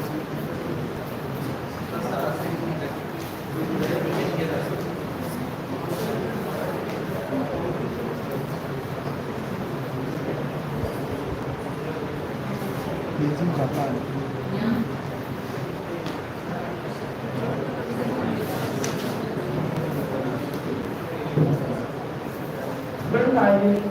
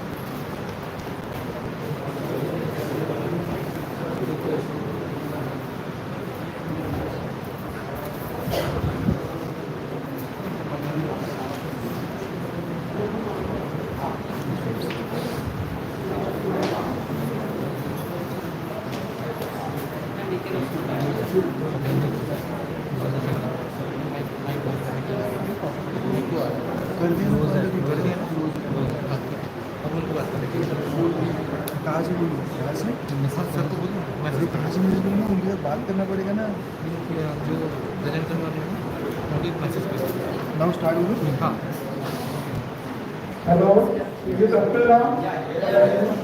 Yeah. Okay. Okay, thank you very much.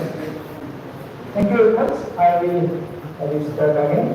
Today I am going to talk on photocatalytic activity of two-dimensional nanostructures. Myself is Pankaj Punikar. I am working for Professor University. This is the outline of my talk. Today I am going to talk on the photocatalysis. What does photocatalysis mean? Then I will come to the recent development in the field of photocatalysis. At the end of my talk, I will share the research work that we have done in our laboratory on the photocatalysis based on the two-dimensional nanostructure. Let's start with the photocatalysis. Why we need to think about the photocatalysis? As you know that we have lots of water, but although we have lots of water, but the water that we are using for drinking or maybe some kind of cleaning is very limited. So, as the population is growing, we need to think about using the water again and again. We should not unclean the water. We should not contaminate the water. And if we are contaminated the water, then think about how we can recycle it, how we can clean the contaminated water. Although only 2% of 2.5% of fresh water is available out of 70% that are given to us, only 2.5% water is usable. So this water is very limited. You might think that till now we are using, but think about the next generation. Maybe they might face water problem in the future. So we should think about next generation also, as well as the current water source is limited, and we need to be very careful while using this water. So if the water is contaminated means that it contains certain kind of organic pollution. So those organic pollutant, if we remove, the water becomes clean and we can use it again and again. For this purpose, to clean the contaminated water, photocatalysis is one of the processes that can make this job easy. So, photocatalysis or photolysis. Let's start with the term photolysis. Photolysis means it has photo means photon, lysis means breakdown of. So photolysis is the process that uses photon means light and break down the material. So this is the basic term photolysis. So this term is about the light and break down the material. And it can conduct in the presence of UV due to the light or maybe ozone or H2. But this process, if we want to improve this process, we need to add some catalyst. And photocatalysis or photocatalysis is the advanced version of photolysis. So, photocatalysis. Now, another term we add catalysis. So, there is catalyst. What is the job of catalyst?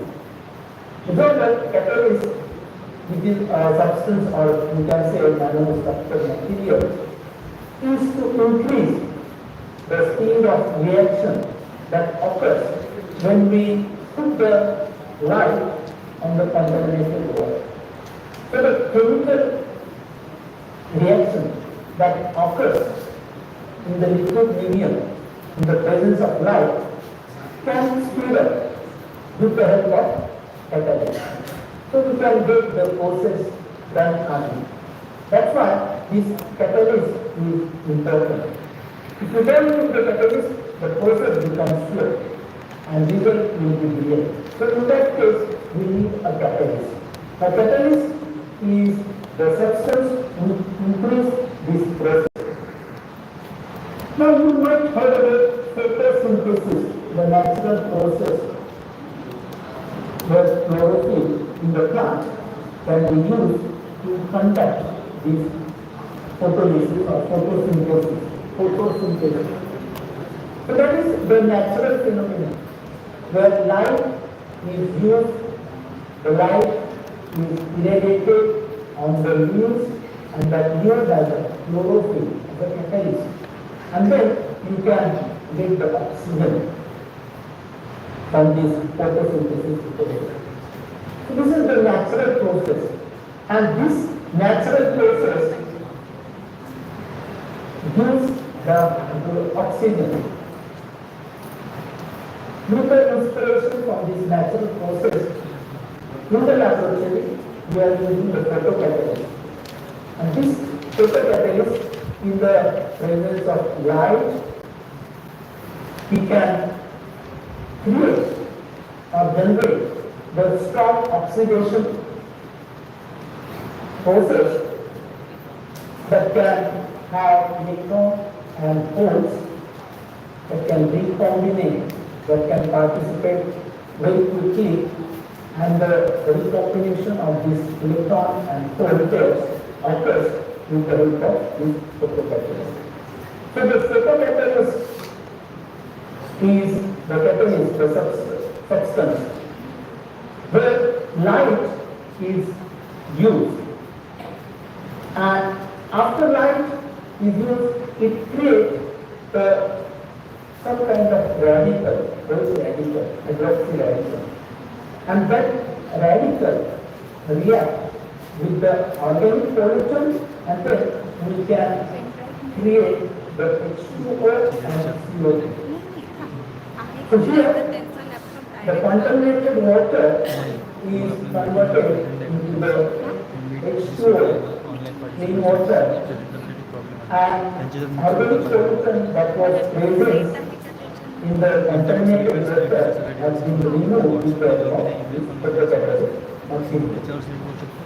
Now, how this process is done? Because it can be done when this substance has a certain amount of electron in the valence. So, when light is coming on the photocatalyst, what happens? The electron gets excited and goes to the conduction band. Now, when electron goes to the conduction band, the holes remain empty. Now this electron which is excited can be useful for creating Earth's radical that is reduction, and this positive can create the oxygen. Now this process of creating this process, chemical process where oxidation and reduction occurs, is enhanced with the help of photocatalysis.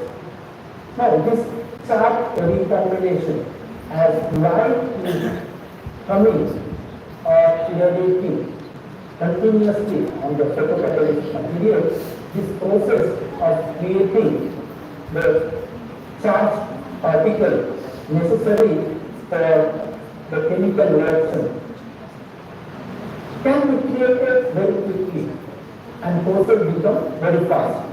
So now, how this photocatalysis process occurs? What happens on the surface of a photocatalyst material? So this is photocatalyst material, and this material is here at the bottom. Now light is passing. So when light is coming on this photocatalyst material, it has positive and negative charge. When this charge is excited, initially what happens, there is O2 and that oxygen reacts with the minus charge, and this minus charge creates the radicals. Those radicals can be useful to react with the organic pollutants. This old radical created was created with the bacteria or organic pollutant, and this old radical then convert into H2O and CO2. In this way, the reaction is a continuous process. Light is continuously passing on the photocatalytic material. This radical created again this contaminated organic pollutant has been break down. So contaminated pollutant is it contains certain kind of carbon, hydrogen atoms or molecule which consists of carbon or hydrogen. So this has been break down.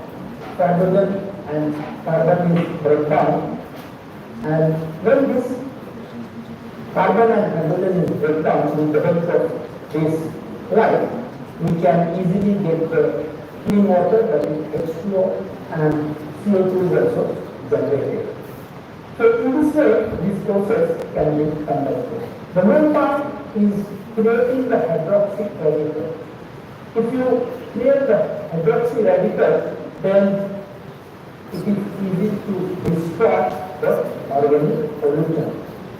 So if you look at when we increase the time, initially you can see this is the blue color, the water where organic pollutant are remain, and as you increase the time, the color of the water gets changed. So this is the sign that process has been done. The unclean water, the contaminated water is converted into the clean water with the help of this radical created by the catalyst. Now, why this photocatalysis is important? What are the advantages?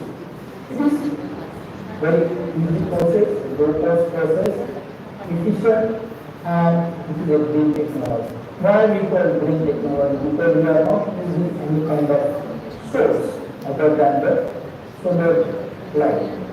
So it is a green technology. Otherwise, we need to use a certain kind of current, voltage, or some kind of source that can have power or energy. But in this case, we are using natural source of light, that is sun.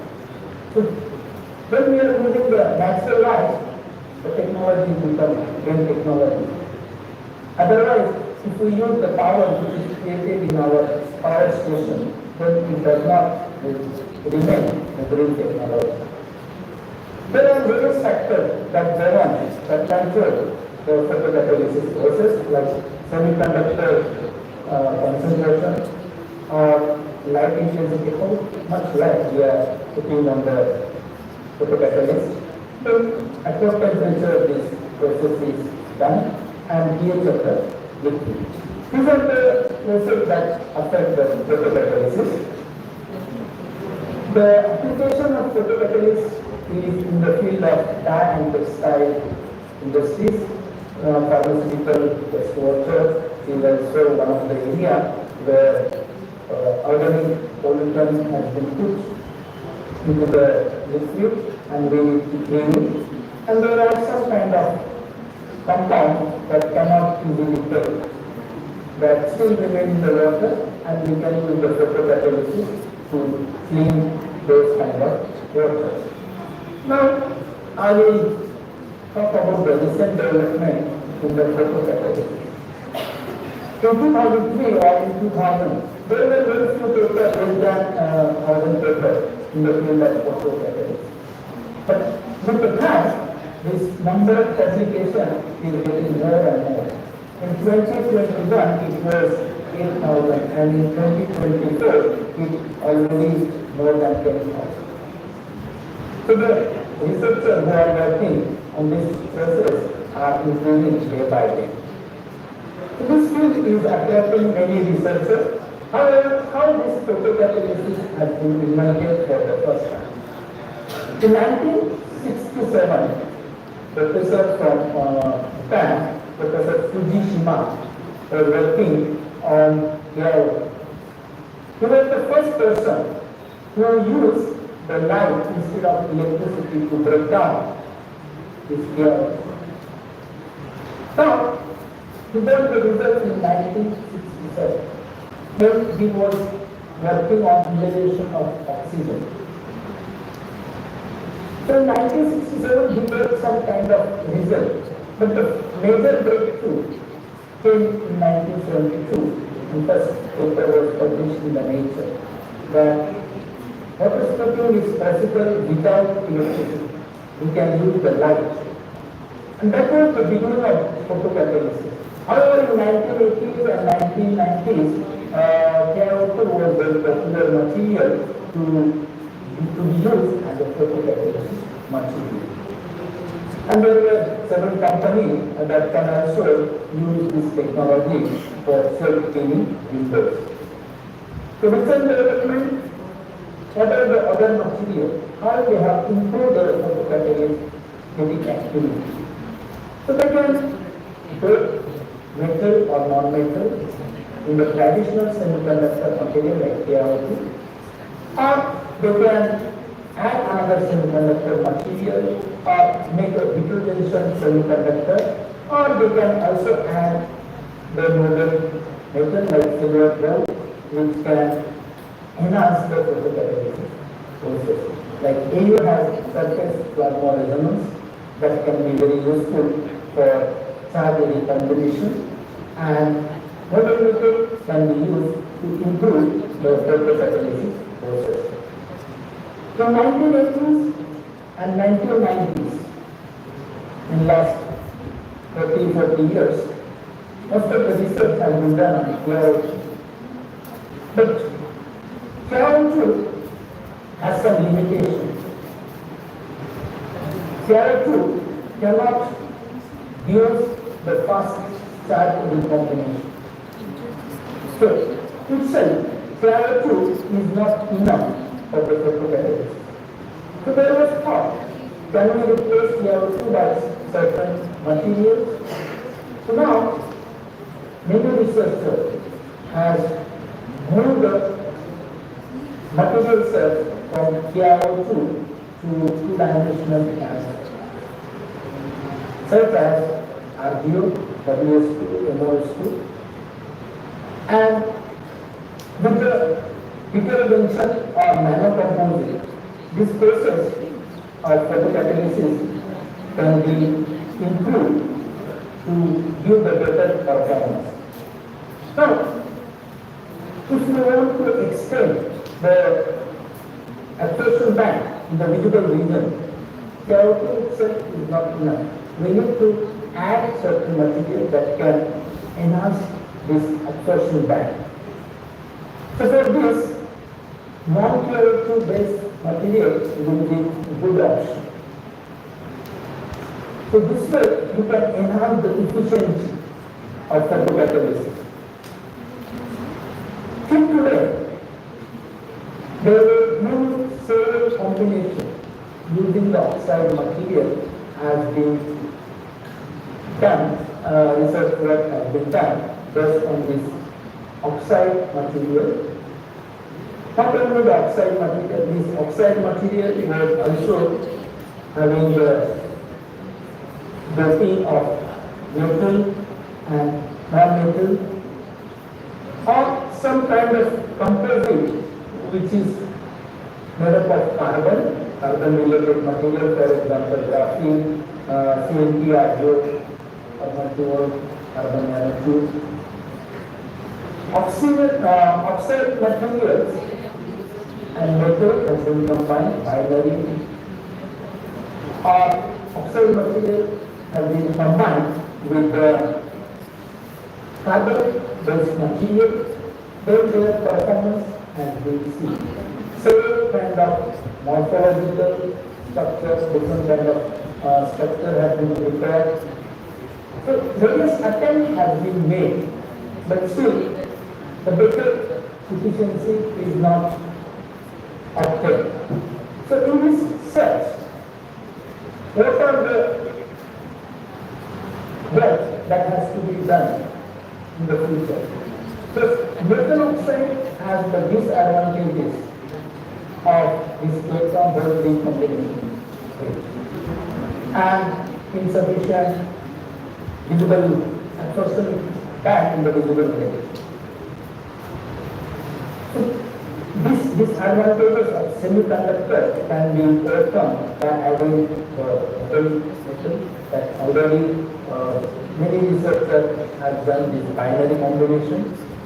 But still, if you want to improve the photocatalysis, you can couple this noble metal with another catalytic material which is based on two-dimensional material, especially carbon-related material, and then you can enhance the absorption band in the visible region as well as the efficiency of creating the electron hole recombination. The process of creating the electron hole becomes faster if we make a kind of nanocomposite which consists of oxide material and noble metal as well as two-dimensional metal based on carbon or other materials. So in our laboratory, we are doing the research mostly on the two-dimensional material. The two-dimensional material has a large surface area of both electron mobility and optical transfer. And then oxide material. We can use several oxide material like TiO2, SiO2, WO3, NO3, and noble metal like Ag or Au. We can try and make this ternary nanocomposite. So the combination of two-dimensional nanomaterial, semiconductor material, and noble metal can improve the photocatalytic efficiency.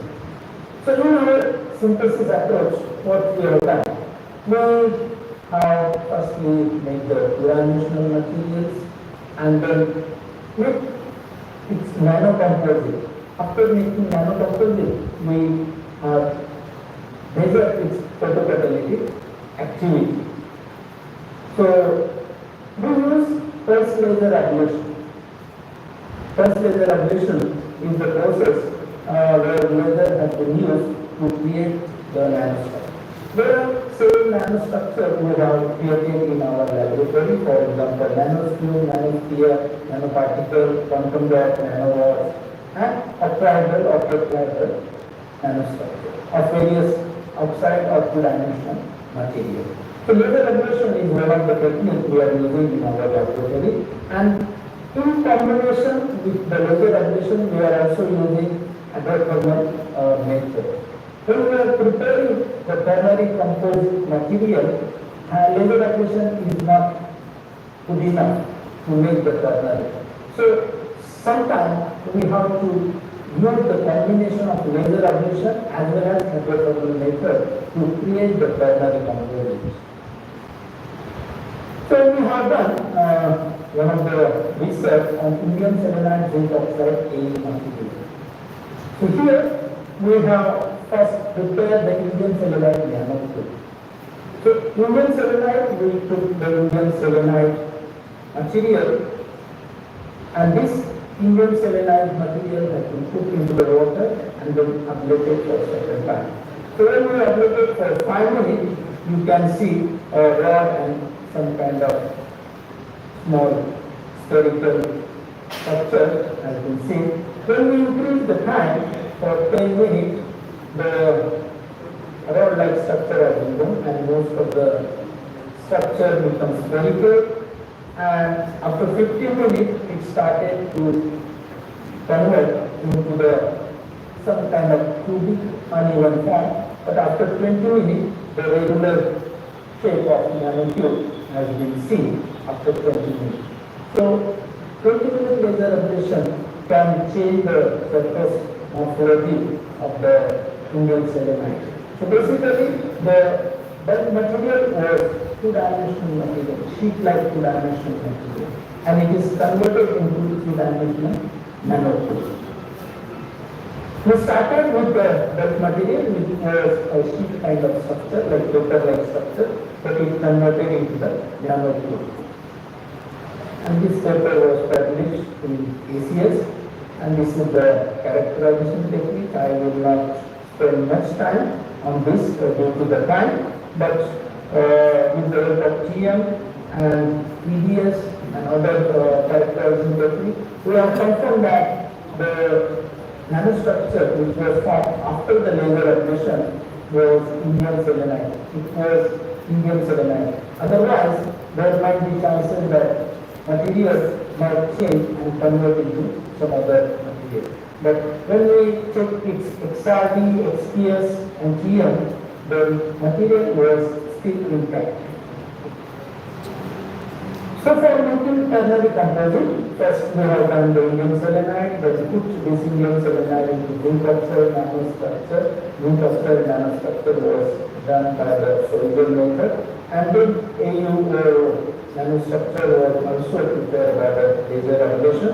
So we put this all together and transfer for the hydrothermal, and after hydrothermal we get the ternary composite, and then we have measured its photocatalytic activity. So this way we have done the synthesis of ternary nanocomposite, this combination indium selenide, zinc oxide and AU, and then we have measured its photocatalytic activity. Indium selenide, you can see the efficiency was not so much. When we combine indium selenide and AU, the efficiency is little bit improved. But when we combine the indium selenide, zinc oxide and AU, the measurement of photocatalysis was quick enough, and within 30 minutes we can see how big change was offered. Initially, when there were 45 minutes, we cannot get the efficiency up to even 20 or 30%. But in case of ternary composite, after 40 minutes, we almost get 100%. So this is one of the combinations where semiconductor material, that is zinc oxide, which is non-titanium based material, and indium selenide, which is a two-dimensional material, and gold, the novel metal. So this combination is useful for increasing the photocatalytic activity. This paper was published in 2021. And besides this ternary composite, we have also done the other kind of binary composite, oxide material to oxide, WO3 and SNO. So this process has been done by laser ablation. So first WO3 minus X has been done by the laser ablation. But interestingly, the bulk material was WS2. WS2 in water, H2O. But WS2 is converted into WO3. And we also create the SNO2. SNO2 we put SNO. And then with the laser ablation to create SNO2. So WS2, WO2 minus X, SNO created SNO2, then combined with the third formulation and with the binary composite. This was the result we got for the binary composite WO2 minus X and SNO2X. Then these are the characterization technique where we have confirmed the formation of this binary composite. This is the one kind of efficiency was not enough because this was the binary composite.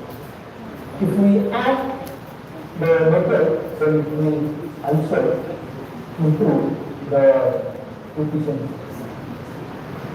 So this result shows that if we make the primary composite, the efficiency is increased. So this was the research work we have done in our laboratory. And with this, I would like to conclude because of the time. I should not be very late. So I'm thankful to the organizers for this opportunity that they are given to me. So with this, I would like to conclude.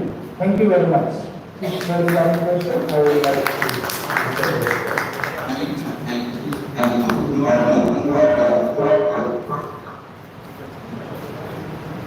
Any question?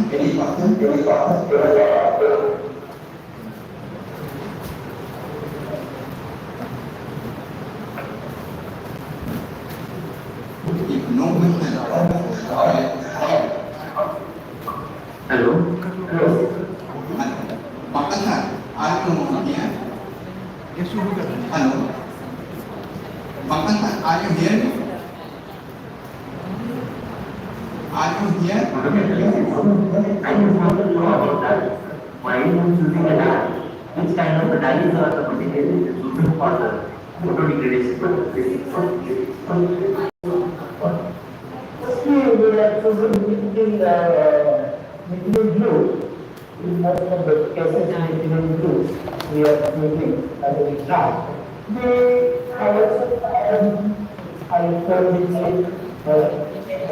there was providing B, but most of the time we are using methylene blue. Okay. I can ask one question. Yes. For the same analysis, where should the samples submitted? We have that in our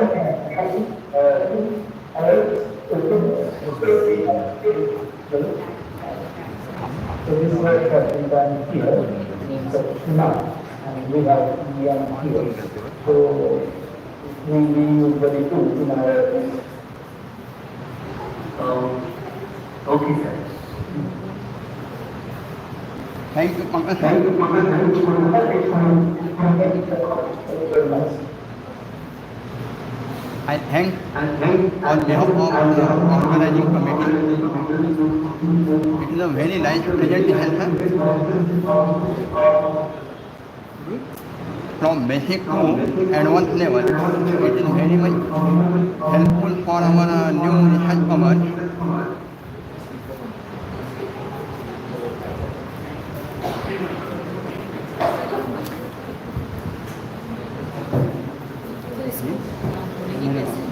नहीं हाँ Son, in our India, till now, it is very costly of the solar cell.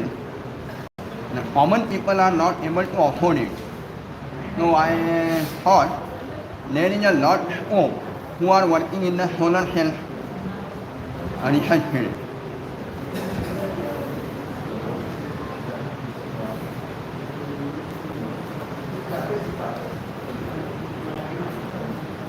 So, sir, we are unable to hear you.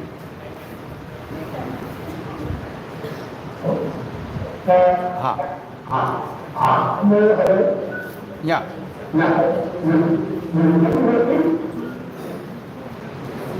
Hello? Yeah. I'm asking you for someone who is doing the research in the field of solar cell in my institute.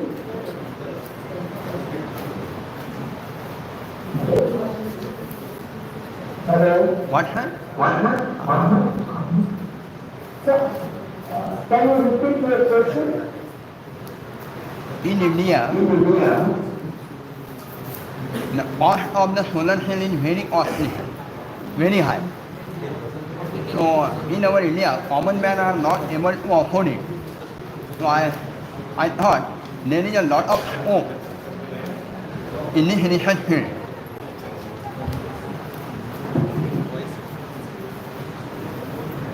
So, sir, what you suggest?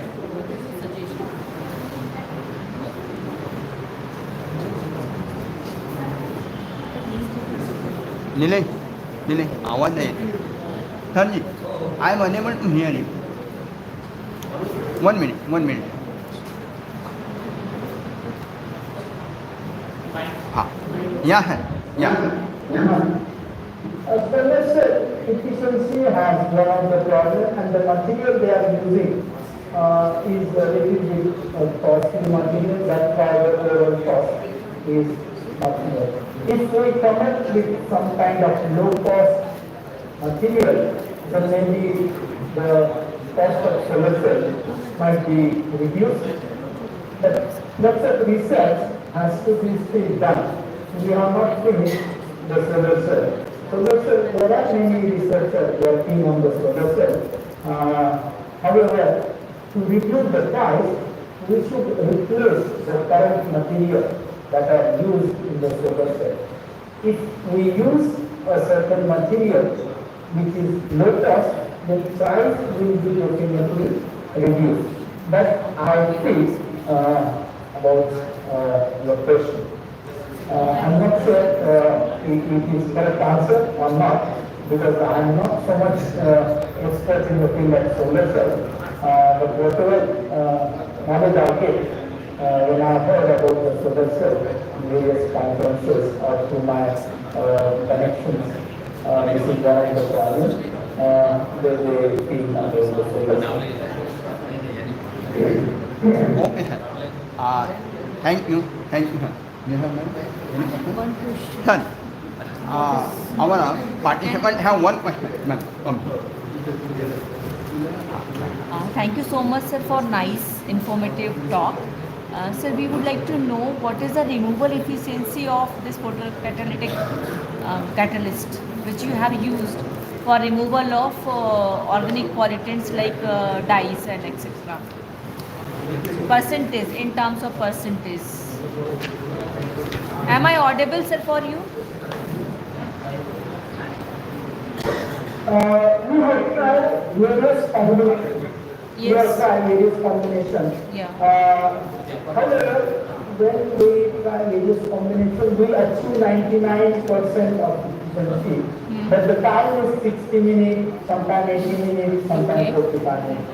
So, if we want to have the faster performance, the better performance in a short time, the ideal photocatalyst must have efficiency of 100%, that is one thing, and time must be slow or it will be less than the other traditional photocatalysts.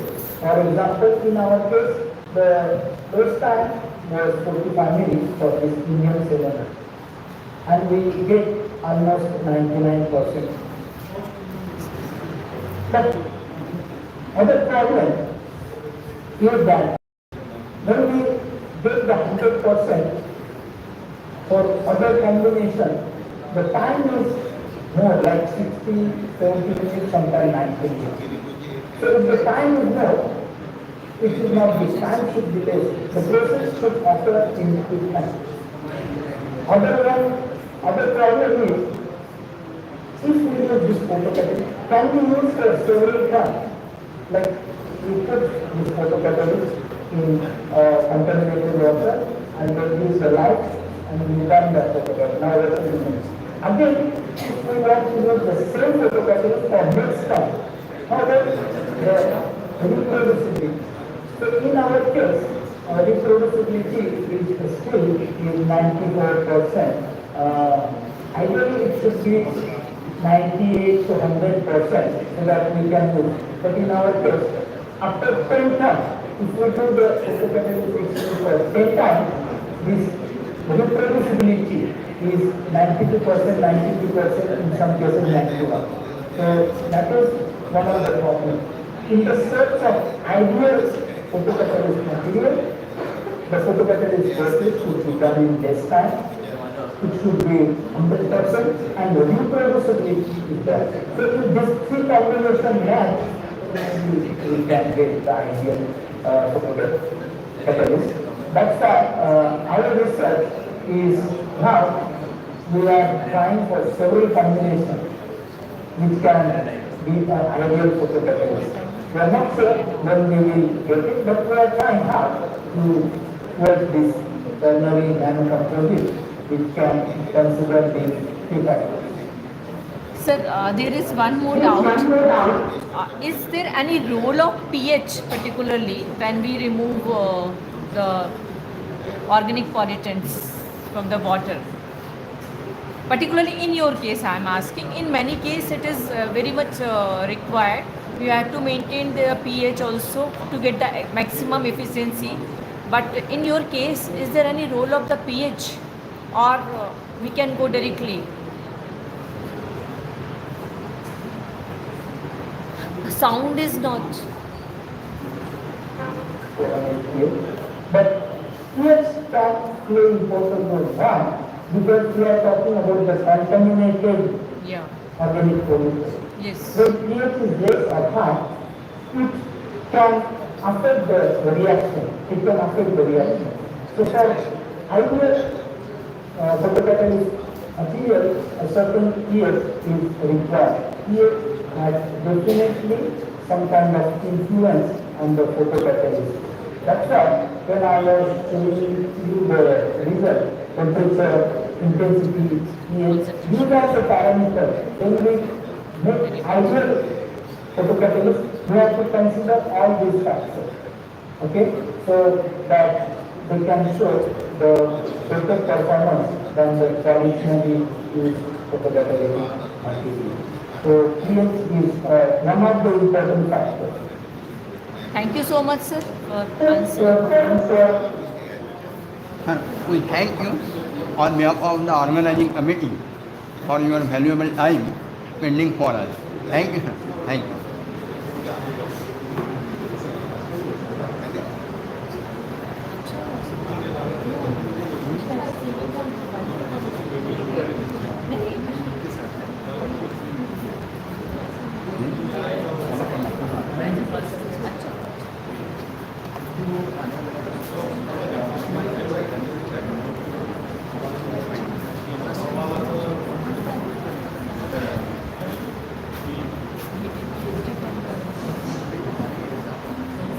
Thank you so much, sir. Thank you all the keynote speakers for sharing the knowledge on the solar cell, perovskite solar cells, and also on the photocatalyst.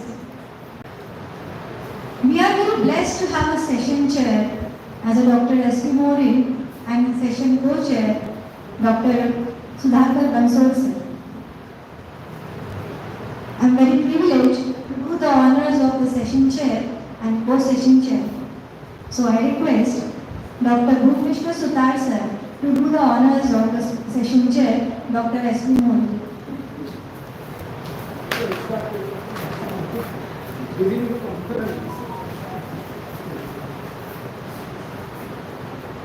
Let's have a applaud everyone.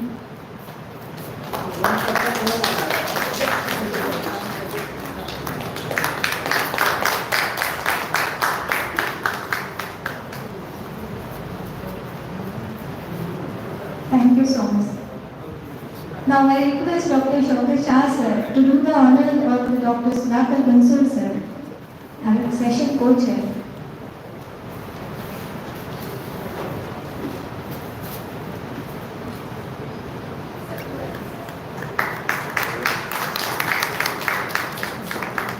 Thank you so much, sir. Thank you so much, Dr. Sir, to be with us, with such a great knowledge with us. Thank you so much. Now it's time for this next session. Without delay, we will start the next session. Thank you so much, sir. Thank you, all.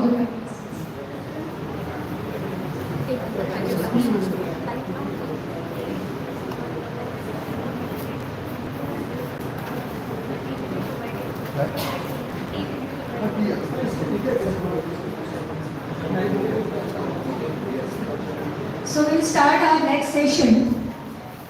So I invite session chair Dr. R.P. Kuel and also session co-chair Dr. Amol Nande sir to occupy her seat.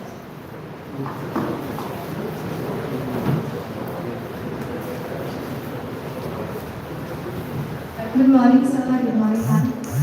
Dr. R.P. Kuel is working as an assistant professor in the Department of Physics, SITS, College of Mumbai. She completed post-graduation and PhD from Institute of Science, Nagpur.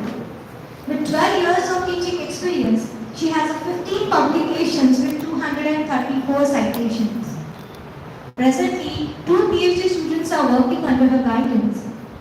Additionally, she is a postgraduate in the Indian knowledge system and author of a book, Shastras, a handbook of the Indian knowledge system. So we are blessed to have a Dr. R.K. Kuel with us. So I kindly applaud everyone for our session chair.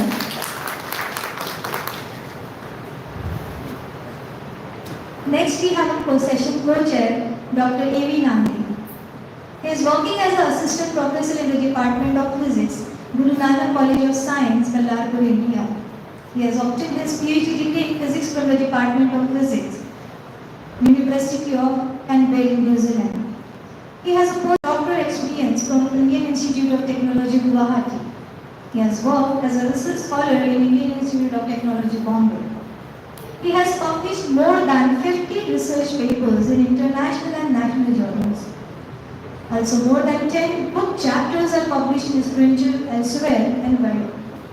He has published 5 books with the national and the international publishers, out of which 1 got published in a Woodland Publications, USA.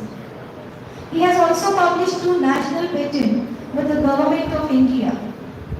He is an executive member of our Indian Association of Physics Teachers, Vidarbha body also. He has received Master's and Doctoral Fellowship for completing his PhD work. He has also completed several national level examinations like UGC, CSIR, GATE, JEST and BAR screening test.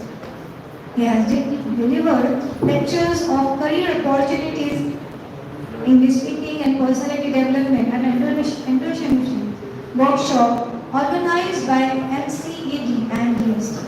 So we welcome you, sir. Now I hand over my mic to Dr. R.P. for the presentation. Thank you, Supriya. Good note to you all. I request Chakrasal Hamid to honor the chair. Please give the round of applause.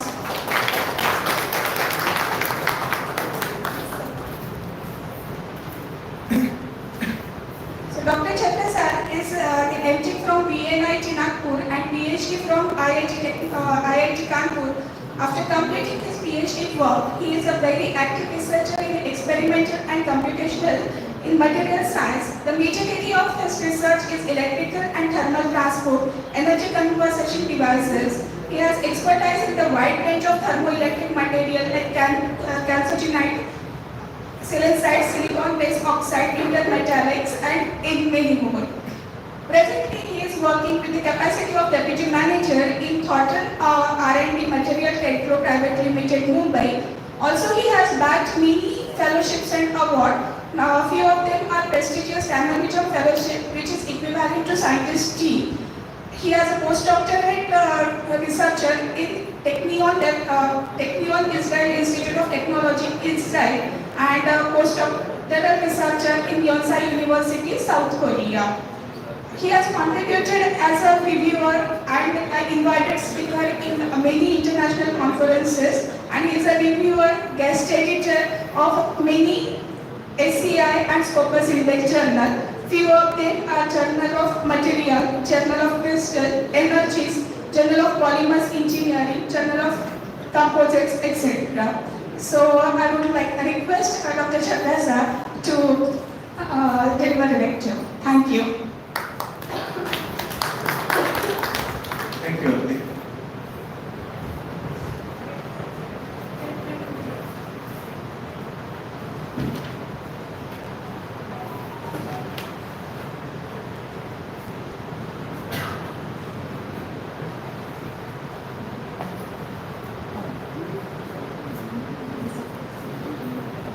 Yes, so I think the audience is recharged now and we may proceed for the next talk. My current talk, today I am going to be delivered talk on how to translate our efficient materials to electronic products. The electronic products, why? Because if you are doing the lab scale research, that lab scale research need to be translated somewhere, and that somewhere means for the society, for the industry, and for the commercialization. So, particularly there are the many challenges, and those challenges are not the certain, those are the uncertain challenges. But moving to those challenges, let me start this talk by briefly describing.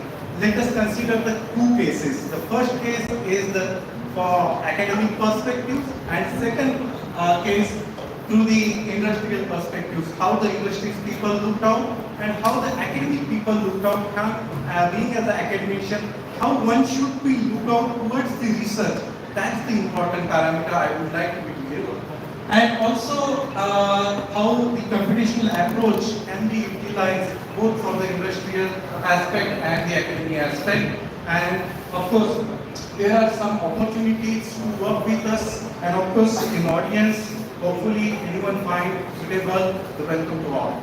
Okay, so coming to the point, I'm talking about the academic perspective, and I'm going to be describe the topic of the thermoelectricity. And thermoelectricity is nothing but the conversion of the heat energy into the electricity. So the journey of the thermoelectricity is long.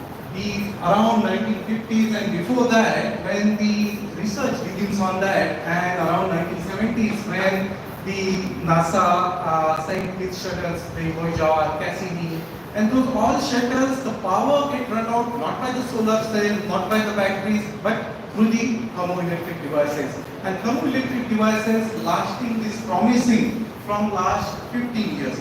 But yet, the true research on the thermoelectricity is a must. The true research in the sense, the material driven, the true research in the sense through the device level. So talking about when around 1993, the Madam Mary House and the Professor Hess, when they introduced the concept of the nanostructuring. So in R&D, the people thought if we prepare the nanomaterial, it will solve our problem. But actually it's not. Preparing the nanomaterial and utilizing that nanomaterial smartly with the advanced smart technique, that's the prime motive behind the nanostructuring and nanotechnology. So here you can see when the research moves from the bulk to the nanostructuring, there are some important unanswered questions remain yet. The important questions are how to treat the electronic structures in the nanostructure, how to understand the electron transport in the nanostructure, how to understand the phonons transport in the nanostructures. There are the many students, so I just remind you, in your courses you read about the phonons and electrons, and these phonons and electrons, they are vitally different. You know, the one is a charged particle and other is the behaving as a wave. So when you are dealing with the quantum mechanics, when you are dealing with the applying that quantum mechanics to the materials, and that time you realize that the beautiful physics is alive over there. So okay, let me move to the further aspect now, how we can make the materials, smartly design the materials so that we can treat the atomic level treatment so that we understand the electron and phonon transport effectively. So these are the thermoelectric parameters. Just audience keep into the mind that why it is a challenging to work into the thermoelectricity, because the thermoelectricity, the basic funda behind that, it is not only conversion of the heat to the electricity, but conversion of those parameters. Parameters in the sense of Seebeck coefficient, electrical conductivity and thermal conductivity. So that these all enumerate the efficiency of that material and further the efficiency of the devices. But those all are interdependent. And that's the reason when you are dealing with the interdependency, it is very challenging and slightly impossible to work in the single phase material or the single material. And that's the reason you need to design the material very smartly. And that's smart approach, what we adopted long back, that I am going to discuss, the developing the nanostructure within the bismuth teflide material. And bismuth teflide material, these are, you can say, this is the 2D material, but 2D material in the bulk form. Okay, so in the bismuth teflide, what we did, we adopted the chemical approach, and through that chemical approach, we prepared the series of the bismuth teflide material by changing the different precursors. And within that, what we found that some precursors are not effective to create the nanostructuring, but some are. So within the nanostructuring through the XRD, we will feel, okay, we cannot observe the nanostructuring only through the XRD because of the limitations of the XRD. So you need to adopt the advanced characterization. And those advanced characterization, we started with the EBHD analysis, high resolution EBS analysis, and through that you can see these are the nanoprecipitates we map along on the grain boundaries, along on the matrix material, and those are playing a vital role when we are map those nanostructures into the high resolution HRTM. And here you can see those nanostructures acting as the phase boundary. The phase boundary in the sense, let us understand this example in our day-to-day life. If you are walking into the street, and within that street, if you feel there is the mud or some kind of the distraction over there, so you always be aware about that distraction. When the particles are also moving into the material, that also realize the same distraction. Another example, let us consider you are moving with a car with a top speed of around 80 km per hour. But if there is a speed breaker, what you do? You just slow down your car. Similarly, the charged particles also realize the same barrier over there. And that's the reason the beautiful physics behind that potential barrier. And if you remember electronic very model and then that potential barrier, how it is, how the charged particles tunnel through that barrier, that beautiful physics alive around there. So I'm not going into the that deep, and I'm going to be quickly analyze how those thermoelectric properties are, so you can quickly understand the Seebeck coefficient, and this is for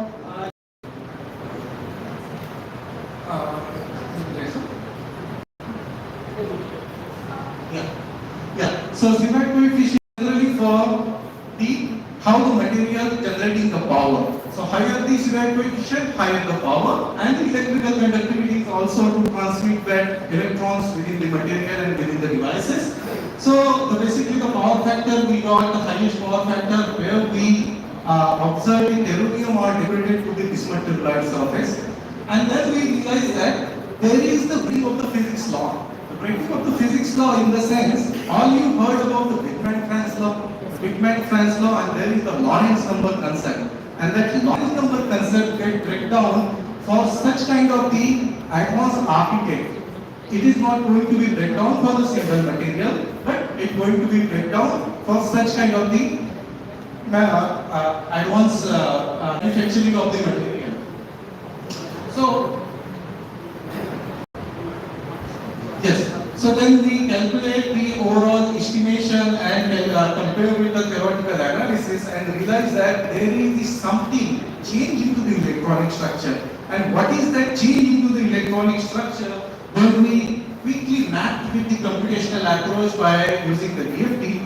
So here you can see the bismuth telluride structure and the bismuth telluride structure sandwiched between the terrarium precipitates. So you can see around the terrarium sites, the electrons are more localized. So such kind of the localized electrons means indicating there is a high chances of contributing the high number of the electrons.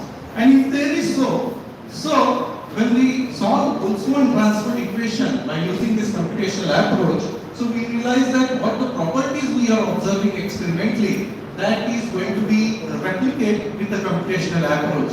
So it is going to be validated that there is certain change into the electronic structure, and that electronic structure is just because of you are making the different kind of the architect within the material.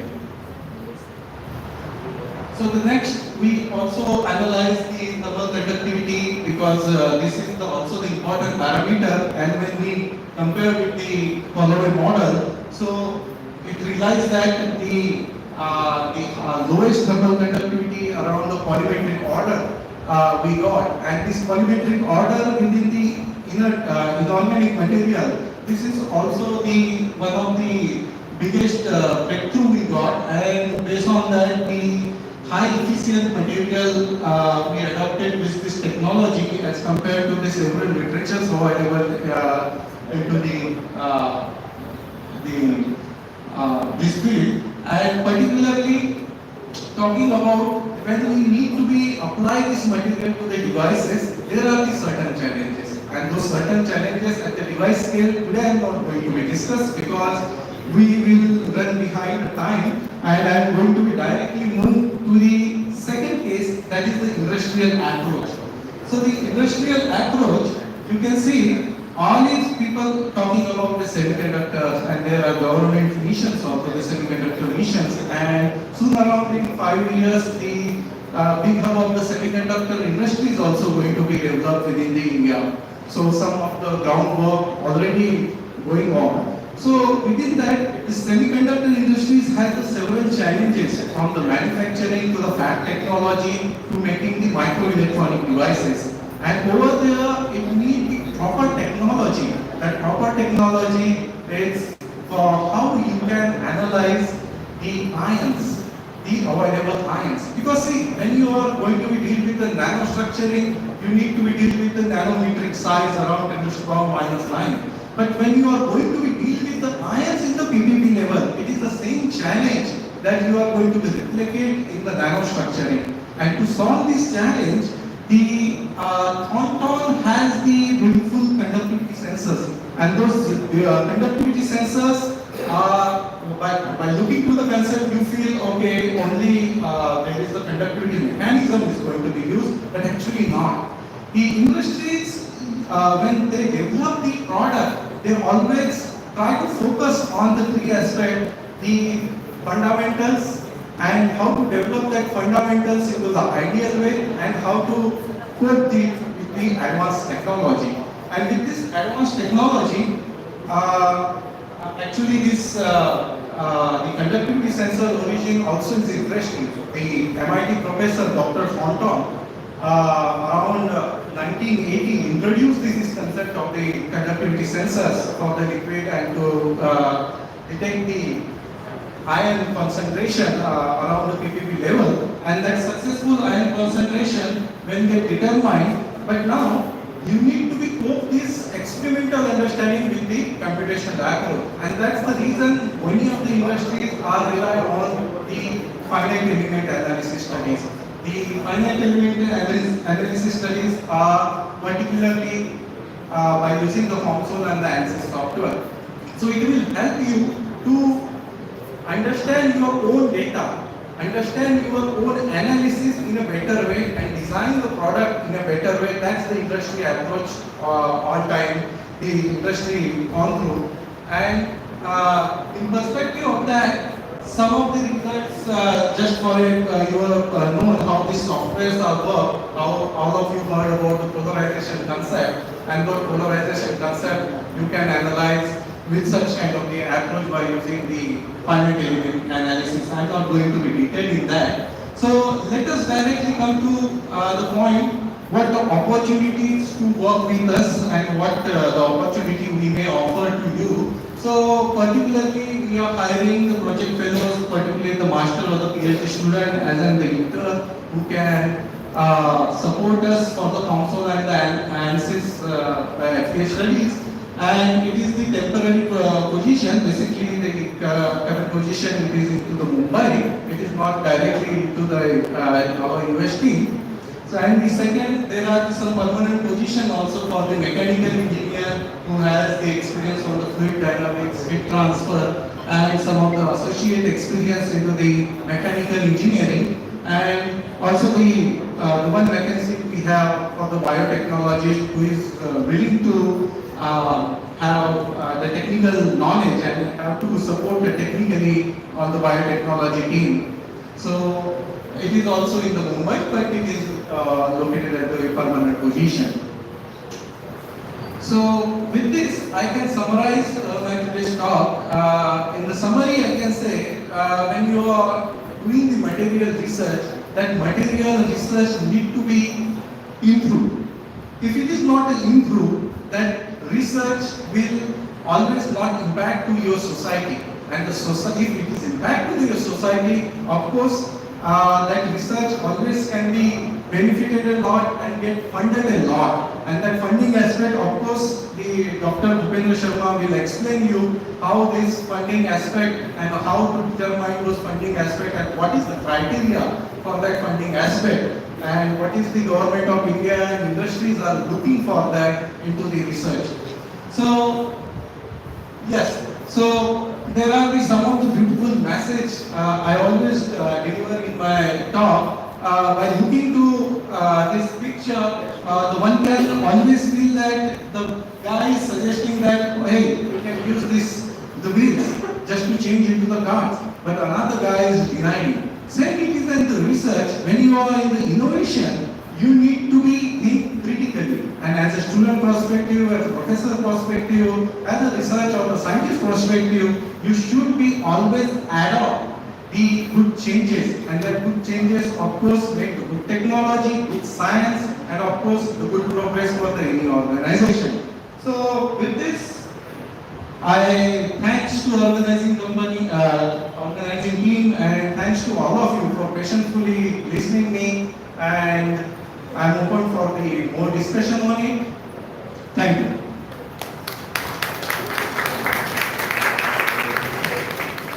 Thank you very much, Chakra sir, for such a wonderful talk. It is nice to see you here. So we have time for a couple of questions. If anyone interested, please go ahead. You can even ask a question for your job also. If someone is seeking, generally no one speak about job in India, but now he is asking, so we have authority to ask. Any questions? Nowadays, thermometer are very common. They are also available on the inside. So what limitations there? Sorry, thermometer are available on the inside. What is the percentage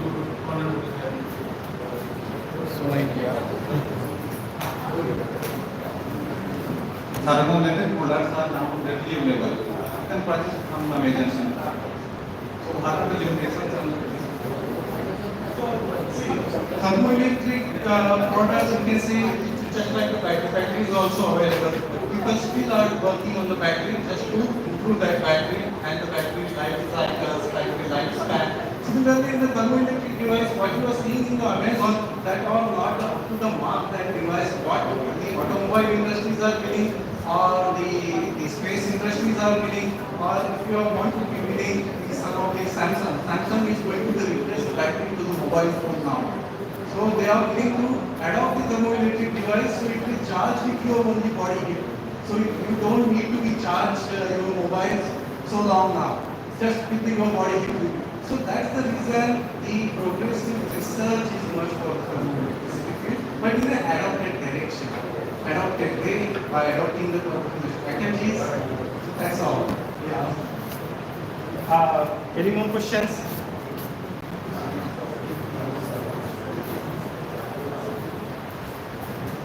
You mentioned that in spacecraft, the thermoelectricity was used for powering the devices. But as I understand, you need temperature difference to generate thermoelectricity. So where from temperature difference is generated in spacecraft? Actually, they are using the radioisotope. Radioisotope thermoelectric devices, this is the one terminology that established around 1970s when there was the Cold War between Russia and the USA.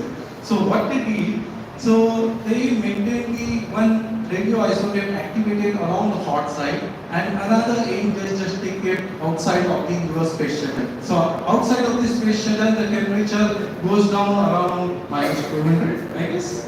Okay, so the inside of temperature they try to maintain around 600 to 800 by activating the radioactive. So along from last 25 to 30 years, that device without maintenance is running long and providing the power to the space shuttles. That's what they use in the space shuttle. I guess that's all for the question era. So if someone has doubts or discuss something, they can always discuss during lunchtime with Anu or Chakraza, because he is Anu for us. It has been a long time to see him. So now I would like to call Dr. Aarti to felicitate our dignitaries with a nice speaker with prompt. Please do the honor.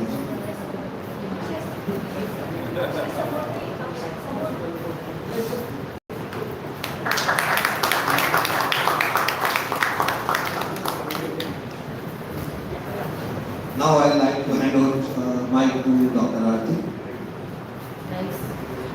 Although Chakrasan has given a very nice message of thanks, but no thanks.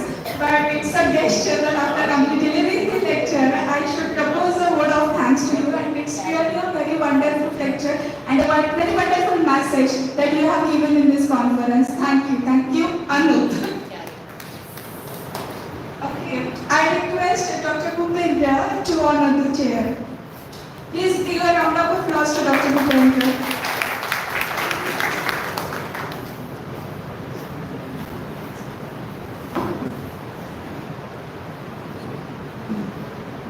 Dr. Bhupendra Sharma is currently working as a scientist in PhD since from February 2020. He is handling basically the policy research program in PhD.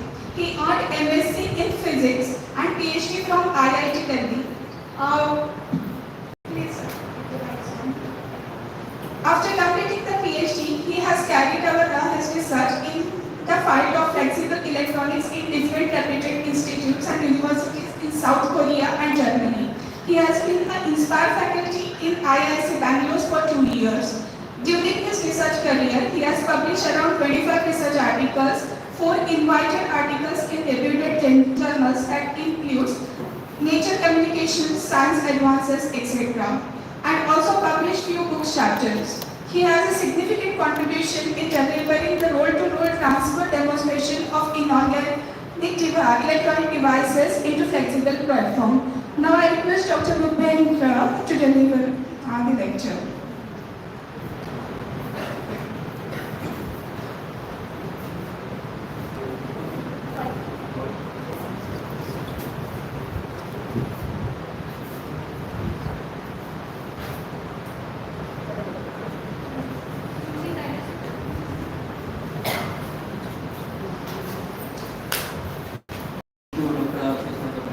introduction, and I also thanks to organizing committee for inviting me on this international conference on materials and applied science. I really like this word for society. Okay, thank you. So, as Dr. R.P. told that currently I am working in this scientist. I joined in February 2020. So initially I thought I would explain about the funding pattern and objectives of the Department of Science and Technology, but I have seen a lot of faculties and students, they are belong to the research background, material science. So I thought I should also a little bit, because I have done 15 years of research, so I thought of to give you some flavor about my research work. So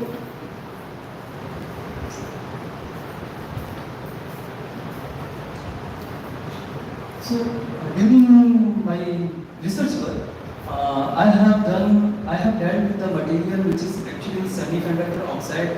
This is wide band gap and transparent. During my PhD, I have just synthesized the thin film nanostructure and explored the optical and the electronic properties. But during the postdoc, I have learned a lot of sophisticated techniques. I have done all these experiments in Yonsei University, South Korea, and Karlsruhe Institute of Technology in Germany. So let me come. My main area was of flexible electronics. So here I am dividing my talk into category. One is the research background, that is basically I am trying to give you flavor what kind of research work I have done. This is particular to the students. And second part will be more focused on the how to write a good proposal for the funding agencies. This is specifically I outlined for the faculty present here. So flexible electronics, it was around 2006 or 2008. People or scientific people started to realize we have electronic devices here, but what about if we can add on some value like smartness, or that can basically overcome or reduce our massive electronic structure in medical health devices. So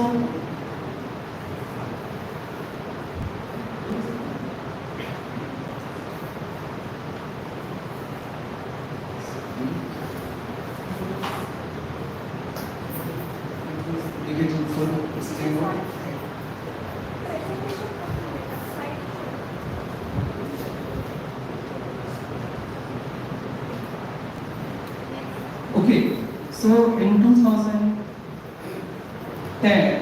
people started to idealize like if we have some rollable kind of display, suppose if we have the window, transparent window we all have in our home, but can we use this window as a transparent whenever it required, and can we use it block?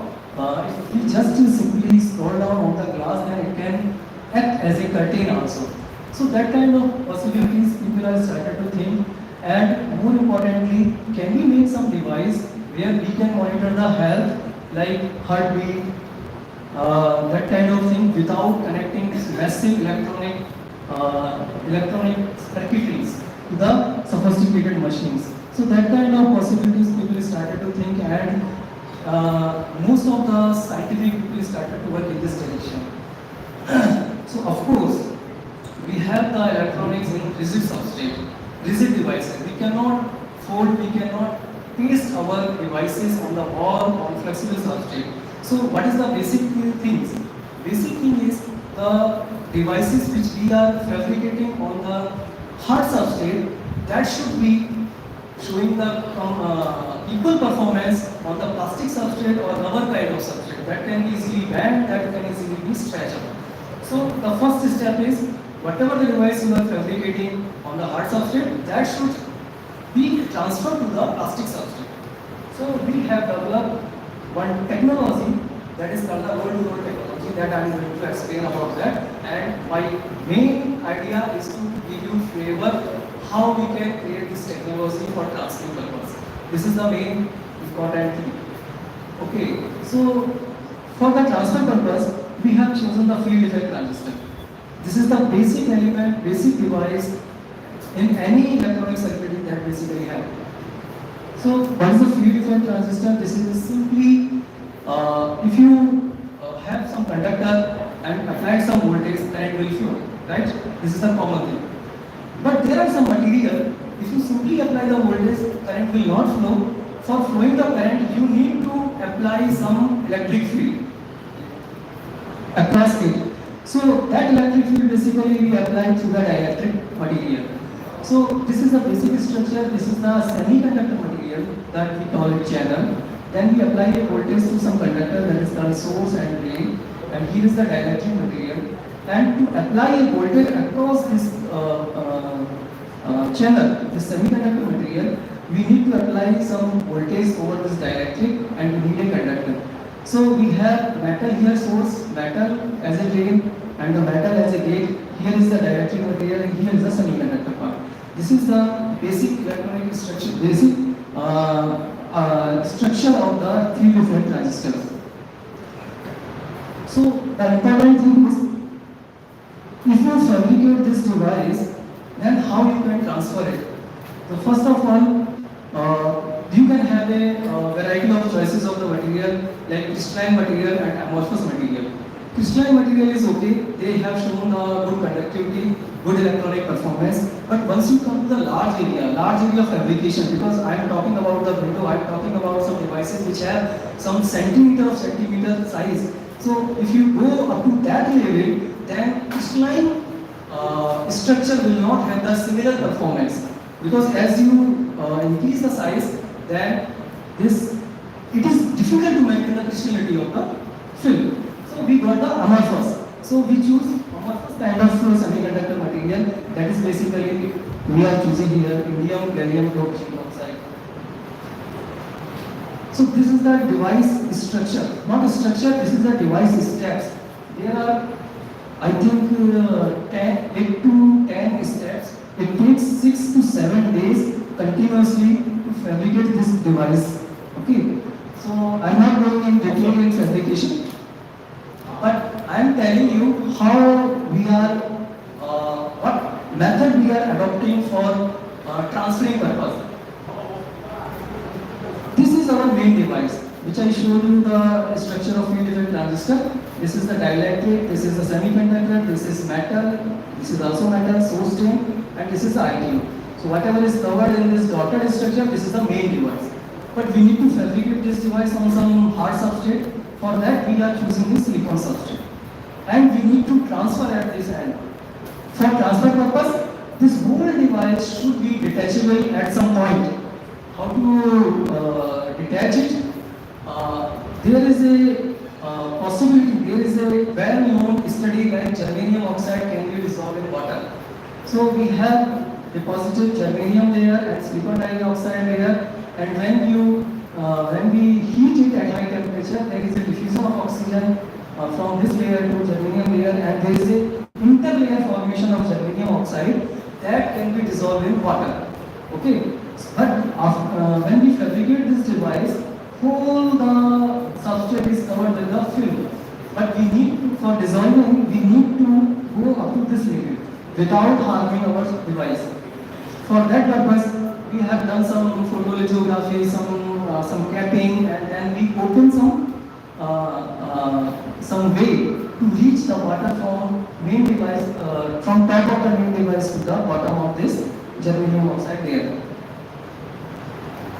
So this is our device, and here this part we have etched out. You will clearly see in the next slide where we have an array of the devices. This is just photograph of the device. For example, yeah, if you see this device, this is one device, another device, this is different, and this is different, then this is different. So in this picture there are 6 devices. Okay, and each device should not be harmed, and we need to reach from top to the bottom of that germanium oxide layer. And for that we opened some area. This is the opening, this is the opening, this is the opening. So when we put this substrate in the water, then water can enter from this opening only. Okay, and once this water is entering from these opening, then it will come from here and then start to dissolve this titanium oxide without impacting on these devices. Okay, so we have optimized the dissolving time and everything. After that, we have successfully fabricated this device. There are 100 devices on this rubber kind of substrate. So this is a handmade roller, and we have some material which we basically can form like a thin, very thin, like millimeter size of thickness, and it is a little bit sticky. So our device is fabricated on the silicon substrate. It is a hard substrate, and when you roll this handmade roller by attaching some sticky thin film, then the whole of this device transferred from the silicon substrate to this adhesive thin film. You can clearly see there is no break, nothing is there, no crack. Whole the device structure has been transferred. So this is the lab scale. So lab scale, what we need for the real technology, we need to transfer at industry level. So for industry level, there is a sophisticated roller machine, automated roller machine, where you can control the pressure, speed, and this stiffness of, because there is a heat plate also, the stiffness of this device, sorry, this thin film. And we have transferred from this roller the thousands of devices, and then we can have this optical image where you can see there is a no crack. But after transferring, we have done the successful transfer, but after transferring, our device should show the similar performance. Okay. So we have done some electrical performance. This we can scale. So electrical performance we have done here. So this performance, this is called the transfer curve. Transfer curve means it basically tells you how effectively your field effect transistor is switching from 0 to 1 state. Okay. So you can see it was measured in the silicon substrate, hard substrate, and this is measured after transferring. So we can see clearly before transfer and after transfer the device is showing almost similar performances. You can see here the off current is around 10 to the power minus 11, the single current is here 11 ampere, and on current is 10 to the power minus 4, and here is 10 to the power minus, sorry, 10 to the power minus 4, yeah, here is also 10 to the power minus 6 ampere. So we have realized we have done several electrical measurements. This is some stretching. We have stretched our device many times, and then after 100 cycle, 200 cycle, again measure the performance, and we have found little bit deterioration, but not too much. So at the end, what we have done, we have developed some technology where we can transfer the devices from hard substrate to the plastic or other kind of substrate. This is the main outcome of this research work. Okay, now let me come to the second part of my talk, where I am going to explain how to write a proposal. Most of the, there is a complaint, we applied for funding, but we didn't get, either from DST, DBT or any other funding agency. So here I would like to tell you, when you prepare the proposal, what kind of things you should take care, and what is our expectation, where is the gap, what is the understanding between government and the PIA of faculties, whoever is applying for the funding. So, okay, this Department of Science and Technology, this comes under the Ministry of Science and Technology, this is Ministry of the Government of India. And it has three departments: Department of Biotechnology, Department of Scientific, Industrial Research, GSIR and CSR. The people who are giving to the NET exam, NET GRF exam, they might be knowing there is a CSR exam. Okay. So, Department of Science and Technology, it is a nodal department among all three departments, who basically take care of S&T activities of the government across the country. So, what is the main mandate of this department? First is promotion and strengthening the science science and technology. The main objective of this department is, in the country, promote the science and strengthen the technology. In many ways, giving funding for the research, industry collaboration, providing fellowship to the research students. So in various ways, our ultimate target is to promote and strengthen the science and technology in the country. Second, S&T policy and planning. Department was established late in 1960 or 70 somewhere. But over the period, after the promotion and everything, after 5 years, 10 years, after 10 to 10, we need to make effective policies. We need to plan where is the gap, what government should do for strengthening. So the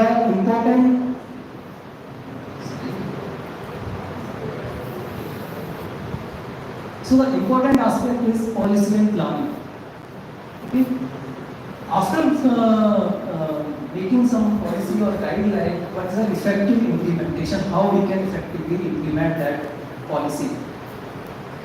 And fourth one is time to time there is a global level, there is a new technology are coming, future technology are emerging. So in view of that, we should be able to take new initiative. I will tell you 2-3 initiatives which government recently did, like quantum technology, supercomputing mission, cyber physical system, and recently Anandwan National Research Foundation they have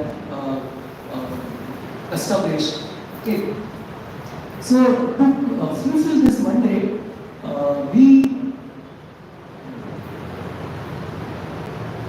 so for that, actually the one of the aspect is to invite the proposal through the call, through the advertisement.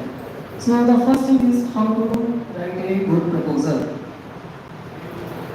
What is the major challenges of India in R&D ecosystem? Let's understand. I will not go to in detail, but most important is how do we strengthen state level R&D.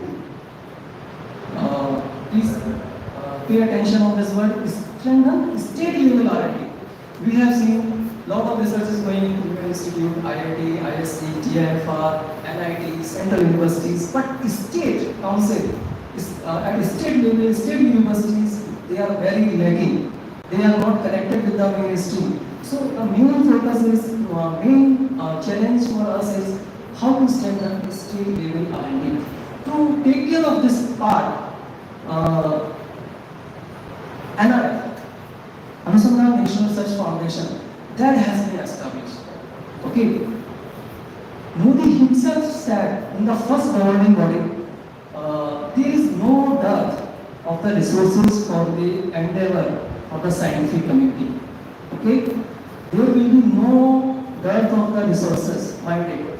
When PM Modi ji said this thing, then our first governing body statement, NRF strategy should align with the goal of Viksit Bharat 2047 and implementation should follow global best practices adopted by research and development agencies.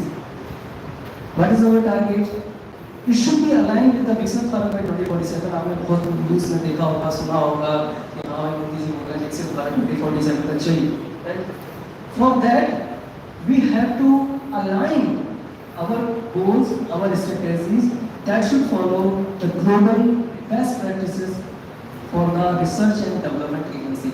At the global level, research and development agency, whatever they are following, we can also follow the same thing or even better than that. We can. What is the important thing in strategic direction? Strategic direction for research, innovation, entrepreneurship across natural science, engineering, technology, health and agriculture. But all this strategic direction, we have to connect India's universities, always research institution and academics.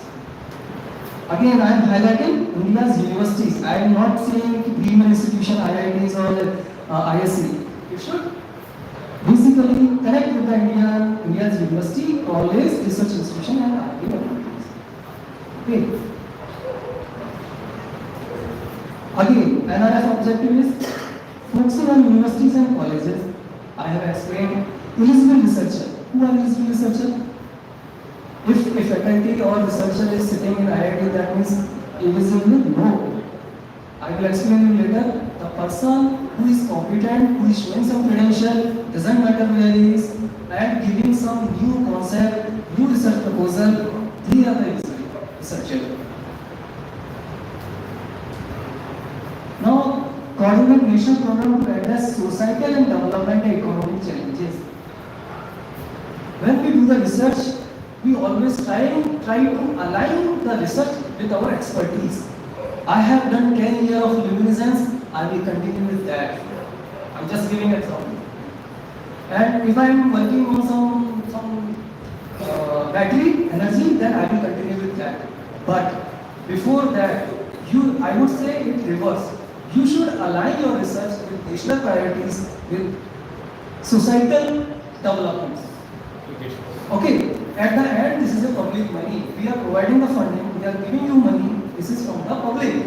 And somewhere, your research at the end should benefit to the society and societal challenges.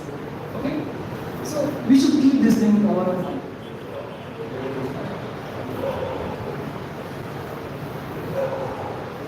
So, what is proposal? DST has advised some call.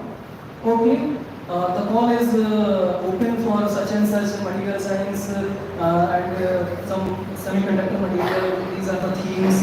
We have listed something, and we started to write a proposal.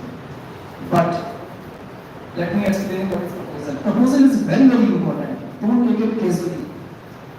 Formal document that outline a project objective, method, timeline, and project. All these things are important. Budgeting is very important. So whatever you are saying, how much money you are asking. Okay, method is important. Whether you are able to perform that method or not. आप promise तो कर रहे हैं मैं ये करूँगा वो करूँगा. Whether it is feasible in your life or not. Committee see this. Committee review this thing. So this is just a formal definition of proposal. But your objective, method, and timeline and budgeting, it should be very important. Importance, critical role in screening funding. आपका ये जो proposal है ना, when you will submit it, it will decide whatever you are writing to us, whether critical role in securing funding. Funding के लिए हम screening करें या ना करें. Okay. Demonstrate its feasibility and outline the anticipated benefit. I already explained demonstrate its feasibility. What funding agency expect? क्या expect करते हैं हम लोग? New concept or approaches. This is very important. Not every proposal can have the new concept and approaches. Somewhere you are just extending your ongoing work sometimes, and you are just suppose you have done some heat treatment to your material, and then you have measured some optical electronic properties, and now let's see heat it 100, 200, 300, 400, let's see the cake, and whatever the result is coming, we are trying to make some story, and at the end you want to publish on paper. No, think about it. What is the new thing in this? What approach we can adopt? Originality and creativity. अभी क्या है हम लोग थोड़ा publish करने के चक्कर में थोड़ा सा चल गए कि भाई इन्होंने 10 पेपर किए, इन्होंने 5 पेपर किए, बट नहीं, थोड़ा सा सोचो ओरिजिनलिटी क्या है उसके अंदर, कुछ क्रिएटिव आ रहा है कि नहीं आ रहा, कुछ नई चीज आप at the end find out करोगे कि नहीं करोगे. Project should demonstrate potential benefit to the society को क्या बेनिफिट होने वाला है. But most of the proposals are focused here significant contribution to the scientific knowledge. Not just adding some information to the scientific knowledge. अभी आपको paper देखेंगे तो उसमें पता चलेगा कि उन्होंने ये स्टडी किया. Okay, we can also follow the same thing. We can tune one parameter or change one parameter. We can get some other information. We have just adding some information to the scientific knowledge. But this is what happening.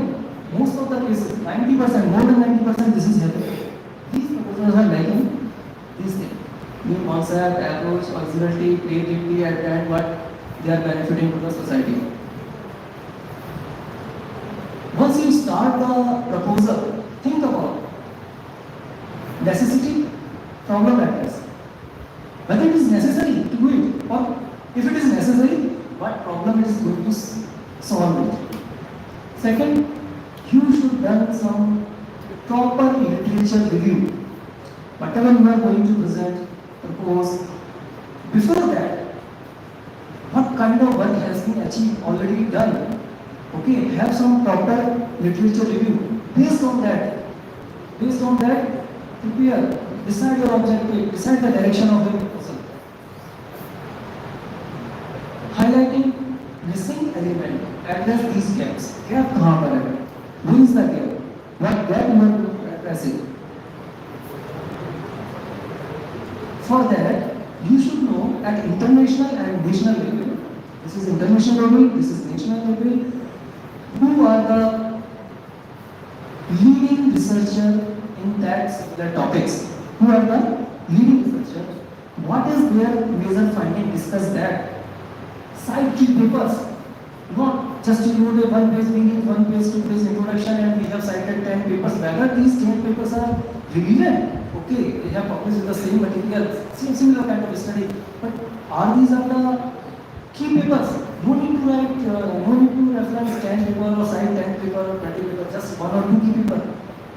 More focused, the proposal should be more focused, more aligned. So discuss major finding. In that area, what is the major finding? Cite key papers. National and international level both. Gap analysis. Highlight new unique aspects. Discuss potential benefit to the society. This I have already explained. And consider these questions. Are there unexplored area within the topic? Whatever the topic you are proposing, unexplored area है उसमें कुछ नहीं है, उनको address कीजिए. Are existing methodologies insufficient or outdated? Whatever the methodology has been done for in particular area or to deal some particular problem, whether it was sufficient or not, adequate or not, नहीं है तो आप क्या नया choose करने वाले हो?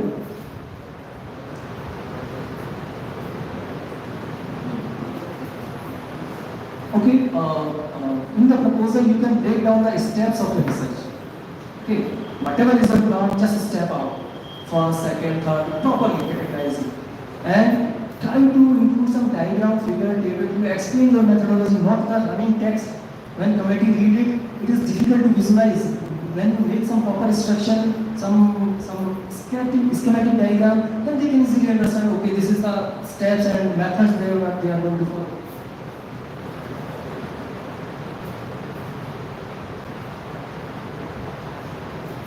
Clarity and conciseness. Avoid jargon. Use simple and straightforward language. No need to write बड़े-बड़े English term use कर दिए. No, not required. Simple and straightforward language. Who can easily understand. Okay? More accessible and engaging. If you use simple and straightforward language, then your proposal will be more accessible. Okay? And engaging. Be straightforward. Clarity. Clearly state your objectives. Time schedule is important. Every proposal has some time limitation. Within 3 years, within 4 years, within 2 years, you have to complete it. Accordingly, you should plan it. Expertise of investigator. Who is proposing? That person, principal investigator, should have the team of expertise. आपके पास expertise की team है कि नहीं है? अगर है तो उनको आप लिस्ट आउट करें. अगर आपके पास सफिशिएंट इंस्ट्रूमेंट नहीं है, then you should list out from where you are going to characterize your material, to measure your material. Where is your collaboration? If there is some collaboration, then cite some papers. Because before it also we have published some paper with such and such faculty ISC member. Now he has some this instrument. I am going to characterize this material from that lab. That kind of thing. It will give you more justification to your proposal. Committee will think in that way. Facilities. What facilities you have available and what your institution is going to provide. That is also important. Highlight these things. Of course, expected outcome is output and outcome is important. Tangible result whatever the test result you should discuss it, scientific impact क्या होगा, that you should mention clearly, societal impact क्या हो सकता है. Budgeting is very important.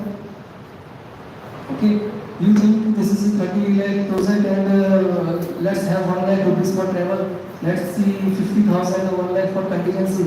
But you should be able to have proper justification, otherwise your budgeting will be drastically go down. The committee member will cut down your budgeting. If you need more budgeting, more funding in a particular head, clearly explain, provide a justification, it will be discussed in the committee. Okay? So this part is very important. Theme is important. आप कौन की theme को देखिए, okay, और most important is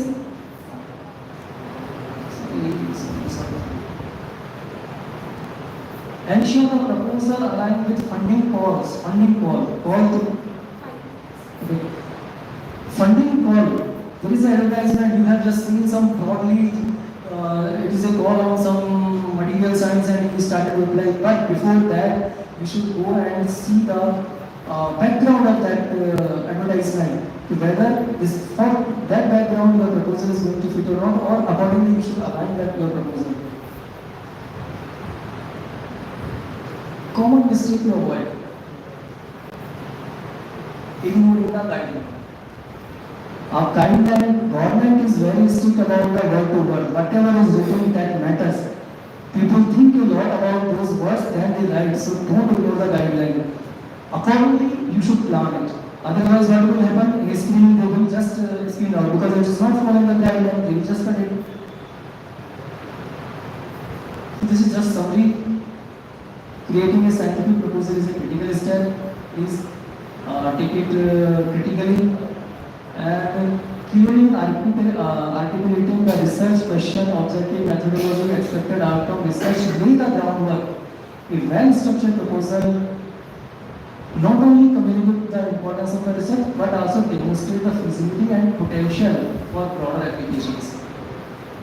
So, please prepare a proposal if possible, whatever I will try to convey the message accordingly and then submit it. Let's see what we want from.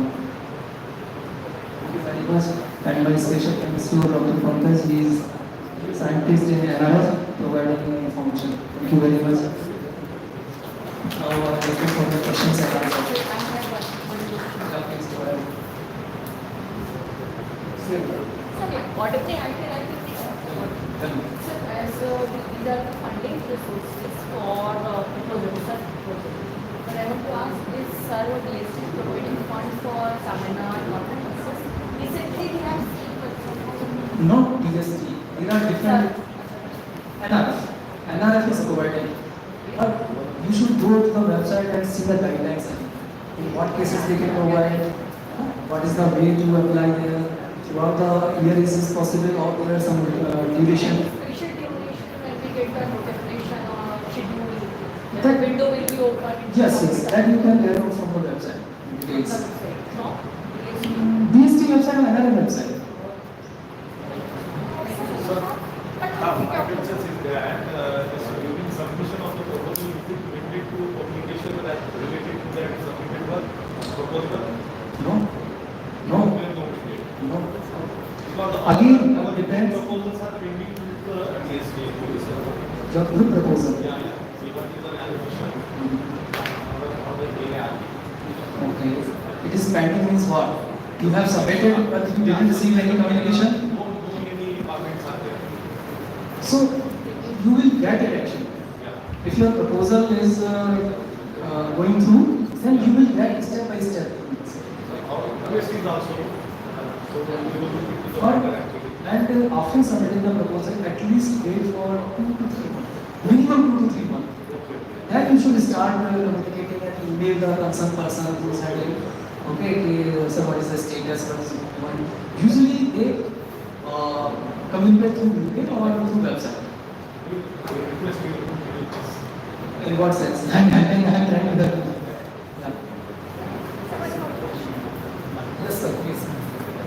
So you have enlightened us on what DST or NRA expects from the researchers in terms of proposal. Now please allow me, permit me to tell you what we expect from him as a professional. So first of all, the areas proforma prescribed, they totally lack imagination. So for all schemes, whether I am proposing for 1 lakh or whether it is for 10 crore, same proposal. So you need to change proposal. That is my humble opinion. And actually, that is the hindrance in formulating a well thought proposal. Because we have to work within that proforma and there is no liberty for any proposal, any type of proposal, any advertisement, proforma is same. That is one thing. Second thing is the speed of handling the proposal. So in past we have experienced that we submit a proposal, then when we forget that we have submitted the proposal, then we receive a call or presentation if we are lucky. So it takes about say 2 years or so. So in 2 years of time, researcher moved far ahead. And I am myself, I am not convinced about the proposal I have submitted because lots of developments have taken place. And I would like to work on something else. But many times, this freedom is not offered. So if I go to the committee, then they say, no, now you cannot change. Now you have submitted this. If you change, again it will go to the committee and it's a process perpetuates. So these are some points. Thank you, sir, for raising these concerns. And let me come to your first point. The format of the proposal online portal is almost similar and it is not matching with the specific whatever you want to submit, and it is not matching with your layout. Okay. Let me try to explain. First of all, DST is dealing SMT across the country, and there are different kind of sectors, domain, requirement. Accordingly, to design a single format, generalized format is very difficult. First thing.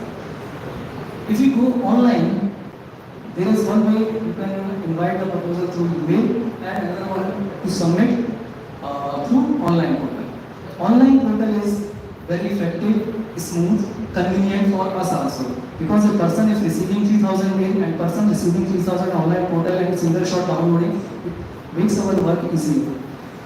Although we try to change the format, but sometimes it is difficult to get a single format. But there is again option. If you are feeling there is no tab, no option for furnishing some information, you can always have some connection. Highlight that point. Commentatively consider it. Now this is the first point. Second point is that I don't think last 5 years, if some proposal is submitted and he or she is getting a response after 2 years, you might be talking about some old, maybe 7, 8, 9, 10 year back. But recently it is not happening. Maximum time you will get 6 months. And understand, before processing anything, we are a government. We have to follow the norms. Sometimes you understand that students is not getting salary, but we are bound to have some approval with the competent authority. We need some approval, so it takes time. So we try to speed up, but sometimes it delays. We should also understand our problem. Anything else? Dr. Govinda, I would like to mention that here you have talked about the state universities and the colleges are lacking about funding. I wanted to tell you that there are few fundings from TBT Star and TBT Star and this funding that my institute has probably grabbed. It is around 2 crores rupees. So we have developed many experiments for the students and our research lab also get very well enhanced because of all these fundings. So there are we can also, not at individual level, but at the college level, there are the funding schemes where from the institute side we can apply for that funding. So we are actually trying from TBT and start on that level. So that entire college will get benefited about important. And if I think there will be no more question, I would request the organizer and Amol sir to give the memento as a token of appreciation to Dr. Bhupendra.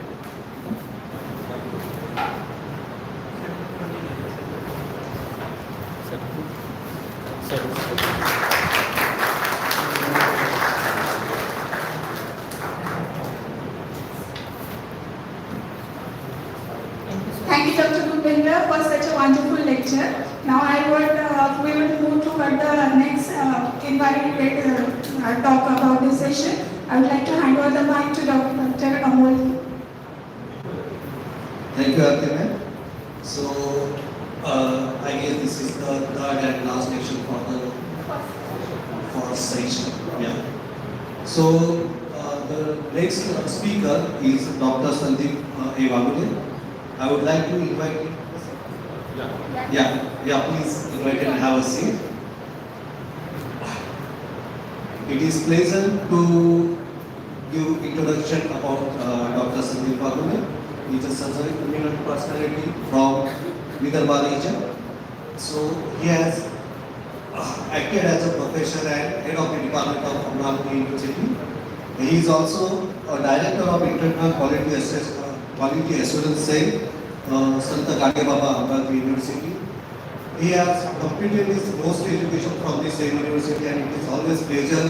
He is mostly working on nanocomposites, conducting polymer sensors, conducting glasses, thin films, and only on that he has delivered several research papers, honorary mention papers in international journals, including Scopus and Spincher. Recently, his work on sensor, which utilized to sense CO2 and I think hydrogen, LPG gases, and it is honorary mentioned in one of the most highest impact papers. So during his time, he has received many awards, which includes prestigious award offered by CMA recently, Fellow of Maharashtra Academy of Science, as well as one of the honorary mention is he also received award from Elsewhere Review Status Award in 2014. His research index, we can call out how he is good in his work when we go and check his Google Scholar publications. His H index is 22, followed by I is more than 49, it's closer to 50. It is very impressive to work in a university like Santa Gade Baba University to handle all administrative positions, and after that to achieving such knowledge in research and maintaining such a good citations and IH index. Sir, I would like to invite you for today's lecture, and I guess you will enjoy to discuss and present your work in front of such a nice audience. The mic is all yours. Thank you, sir. Thank you, Dr. Arti. Yes, our biodata or research journey is due to the inspiration of Dr. S.V. Mohril, sir, and the man behind that one is Dr. S.K. Anandwan. He is not present here, and in our department, actually Department of Physics, Santa Gade Baba Amravati University is a older department, and it is a sister department related to the Nagpur University department. So we carried out the work that is related to the supercapacitor application for our nanocomposite material. So that's why at the outset I thank Dr. Nilesh and Dr. Manoj Singh for inviting me opportunity to deliver such type of the research here. So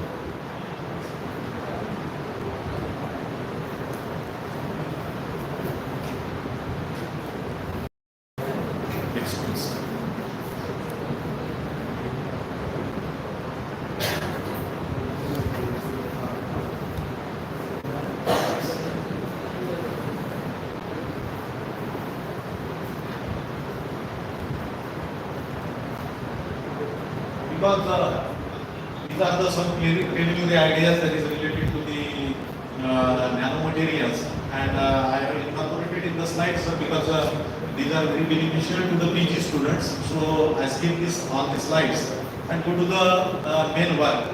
Now these are our laboratories actually in the department, and this is the basic concepts related to the nanotechnology and nanoscience. So I see these, all these are things. The man behind this nanotechnology is a grandfather, that is a Richard Hickman. Most of them are very much familiar to the such type of this person. And these are the benefits. So now in our actually application of the nanocomposite material that is related to the energy storage. Now this is our aim to use this material for this application, and for the excellent power density is there. So that's why we use this material. Now these are the types of the supercapacitor actually. So the supercapacitor is the performance that depend on the conducting polymers, because we also perform the supercapacitor by using mostly by using oxides also. But oxides does not give such type of the response in the cyclophotometry. But by using the polymer, they got we have observed better response for the supercapacitors.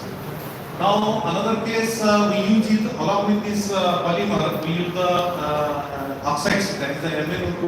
So that's why all the work is related to around this MnO2 work. So we use this and got the better results as compared to the by using the SnO2, ZnO is there. So most of the researchers use such type of these ionic materials. So these materials, that is actually we see that the drawbacks of some reported by these some researchers. But they have some advantages also, because that shows these capacitance of about this much higher value in this some research also reported. And in the case of this research, these are the by using this graphene also, but the better results. So that's why by taking this idea, we also perform the supercapacitor applications by using these materials. And polymer here we use this most of the polymer, just like a polyaniline is there, polyphenol, and polyindol is one of these things. Polyindol is a very easy to polymerize, is indol polymer. So that's why we use this material in case of this supercapacitor application. Now another is here we use the cyclophotometry, this stability performance and galvanostatics. All these are the characterizations we have done here by using this material. Now this is simply the synthesis method, because this is a nanosynthesized recipes are there, and there are the different types of the methods. We use the one of the method that is for the polyindol, and this is oxidizing polymerization method. So this is a very low temperature method. Actually low temperature means that is related to the 60 degrees centigrade of about 4 hours, because polymer shows the different properties. If there is a time lag between polymerization, properties are different and the conductivity is different. That should be so it is necessary to use very carefully actually during the polymerization. Now another thing is the MnO2 nanoparticles, because these nanoparticles used by using this that is a chemical synthesis, is that the precipitation method, and this precipitation method is a very easy method, because most of the researchers that indicate this method is like a one-pot method is also. So that's why. And graphene nanocomposites. So in MnO2 along with the MnO2 graphene is used, because the graphene sheet, that is a carbon-based material, and it is actually allotropic form of the carbon. So we use here. And this is a recipe for we use in the synthesis of this nanocomposite. All this means along with the polymer, that is a polyindol, and there are the percentage for the optimization. We use this here from 0.2 to 1%. So these are the optimization. Now this is actually the XRD analysis. Now the XRD analysis that shows the hump peak. This is related to the polymer, because the hump And these are the shows that polymerization of the MnO2, that is this is a pure MnO2 nanoparticle. So this peak, that is a 310, is a prominent peak of the MnO2, that is fabrication of this material in the nanoscience. Actually, these are the prominent peaks we have observed in case of these XRD results. Now, this is also related to the these peaks, that is a composite material we use here. Now, another case is that this XRD analysis related to this MnO2 and as high percent MnO2 means because that shows the some peaks, that is related to this graphene peaks, because this is a 002 is a peak related to this graphene. So in this way we found this composite. Now, confirm this XRD analysis, we use here the scanning, or with EDAX analysis. So in EDAX analysis also we have observed that it's related to this our MnO, that is in this composite material there is a presence of the along with the polymer there is a nanoparticles. So this is also confirmation test, we can say that the micrograph. Now, in our another the same image of this MnO2 5%, because we use this material because this material is showing the optimized material. So that's why we can take the efficient analysis for this. Now, the FTIR analysis we have done for the polymerization, confirmation of the polymerization actually for the polymer. Because in most of the research application, there will be no formation of the polymer units. So that's why there should be some prominent peaks that is related to this polyinval. These are the prominent peaks of the polyinval material. So we confirm that there will be a formation of the polyinval polymer. Now these are these optical bandgap energy from UV. We have determined for these nanomaterials. So that's why we have observed that the peaks or band gap is related to the 4.5 or 4.3 from this tangent. That is the graph related to this UV analysis. So that's why we have also done this analysis. Now another is there is a fluorescence spectroscopy, and for this only one optimized material we have to use here. Also that shows their intensity here. That is the value is about the 7.79. It is in the range of this 254 nanometer. So that's why we use this characterization for this. Now this is the most of the important study for this cyclometry, that is related to this these samples and the scanning rate of about 15 millivolt per second. So in this case we have to obtain this voltage, and now therefore that shows that by using this plot we determine the this capacitance, that is a specific capacitance by using this formula that is related to this formula. We have also determined this specific capacitance, and we have to find this value is about very large value as compared to the other reviewer.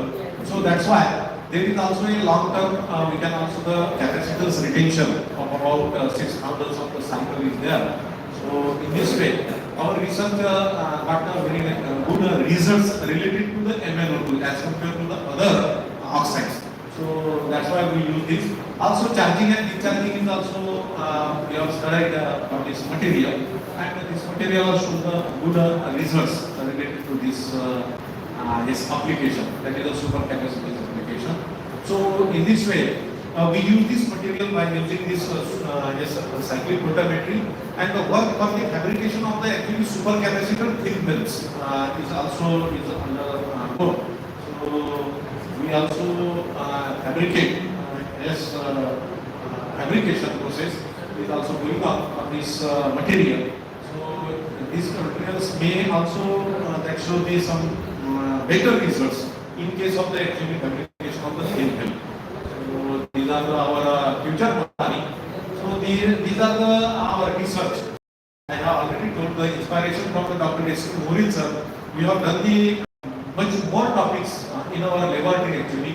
So polymer to the graphic material, and applications are related to the also some biological applications, just like a antibacterial activity, and some solar cells are there also, and the energy application one of these is a supercapacitor, and these are shown very positive results. So we have done this.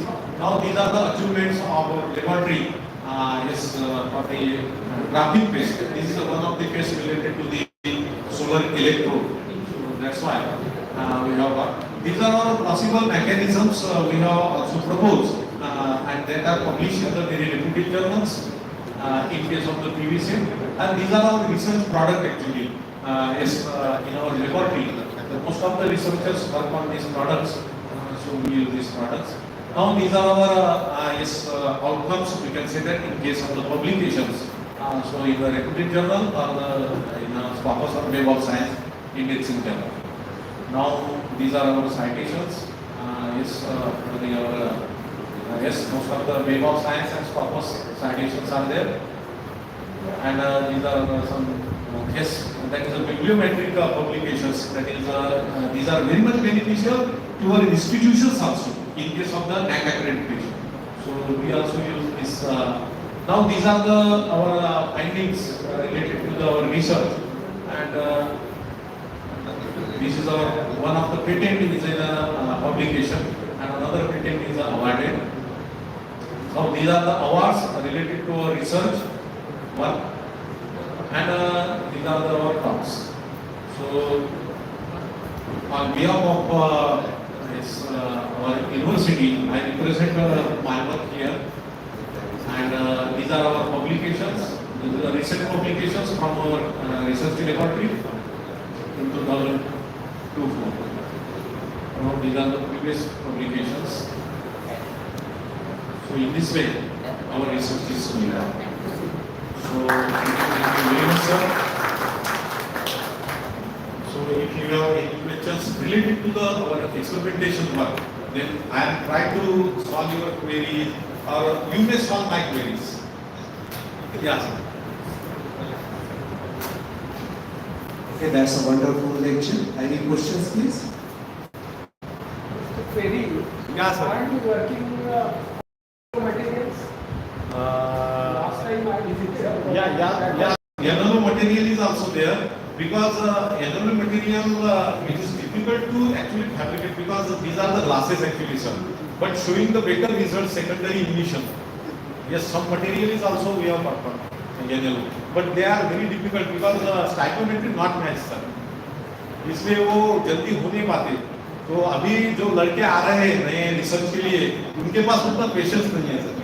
हाँ, इसलिए उनको result होना, या तो आप बना के दे दो हमारे को, आप बना के दे दो और वो करके दे दो आप पर.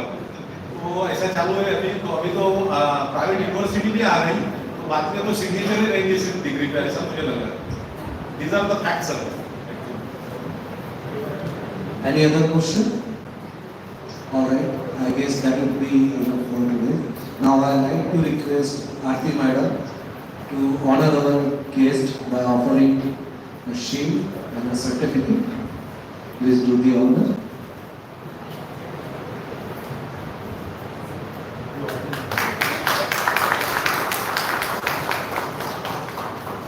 Thank you very much. I would like to hand over chance. Thank you so much all the keynote speakers and the session chair and co-session chair. We are very grateful to receive this valuable knowledge from keynote speakers and also appreciate the opportunity to learn from their expertise. I am privileged to do the honors of the session chair and co-session chair. So I request Kalyani Adram Madam to kindly do the honor.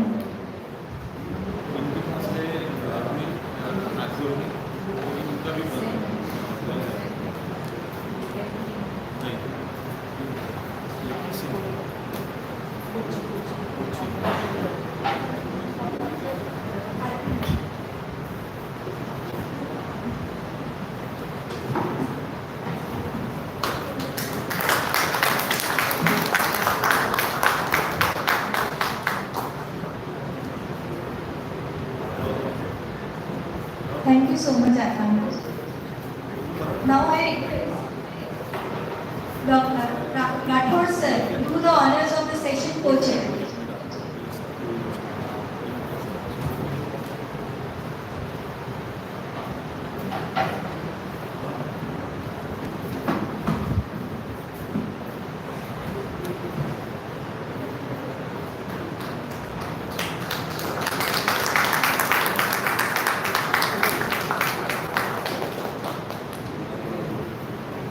Thank you so much. So I am very thankful for all the session chair and co-chair for your expertise and valuable time and efforts. Thank you so much. Please.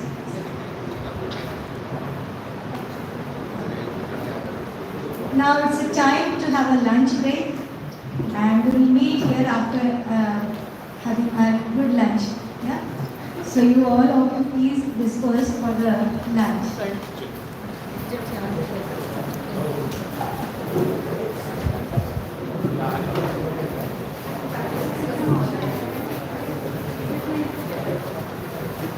चला चला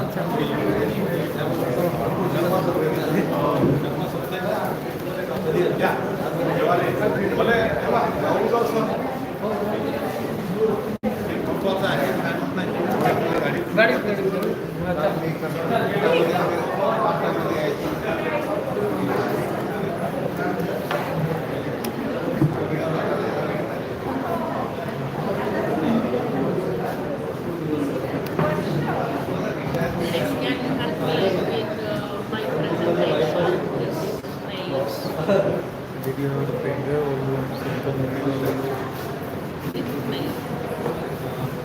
No, for a stick, memory stick. what? I have memory stick. You can do that or you can mail that. Right? Okay. I have both the options.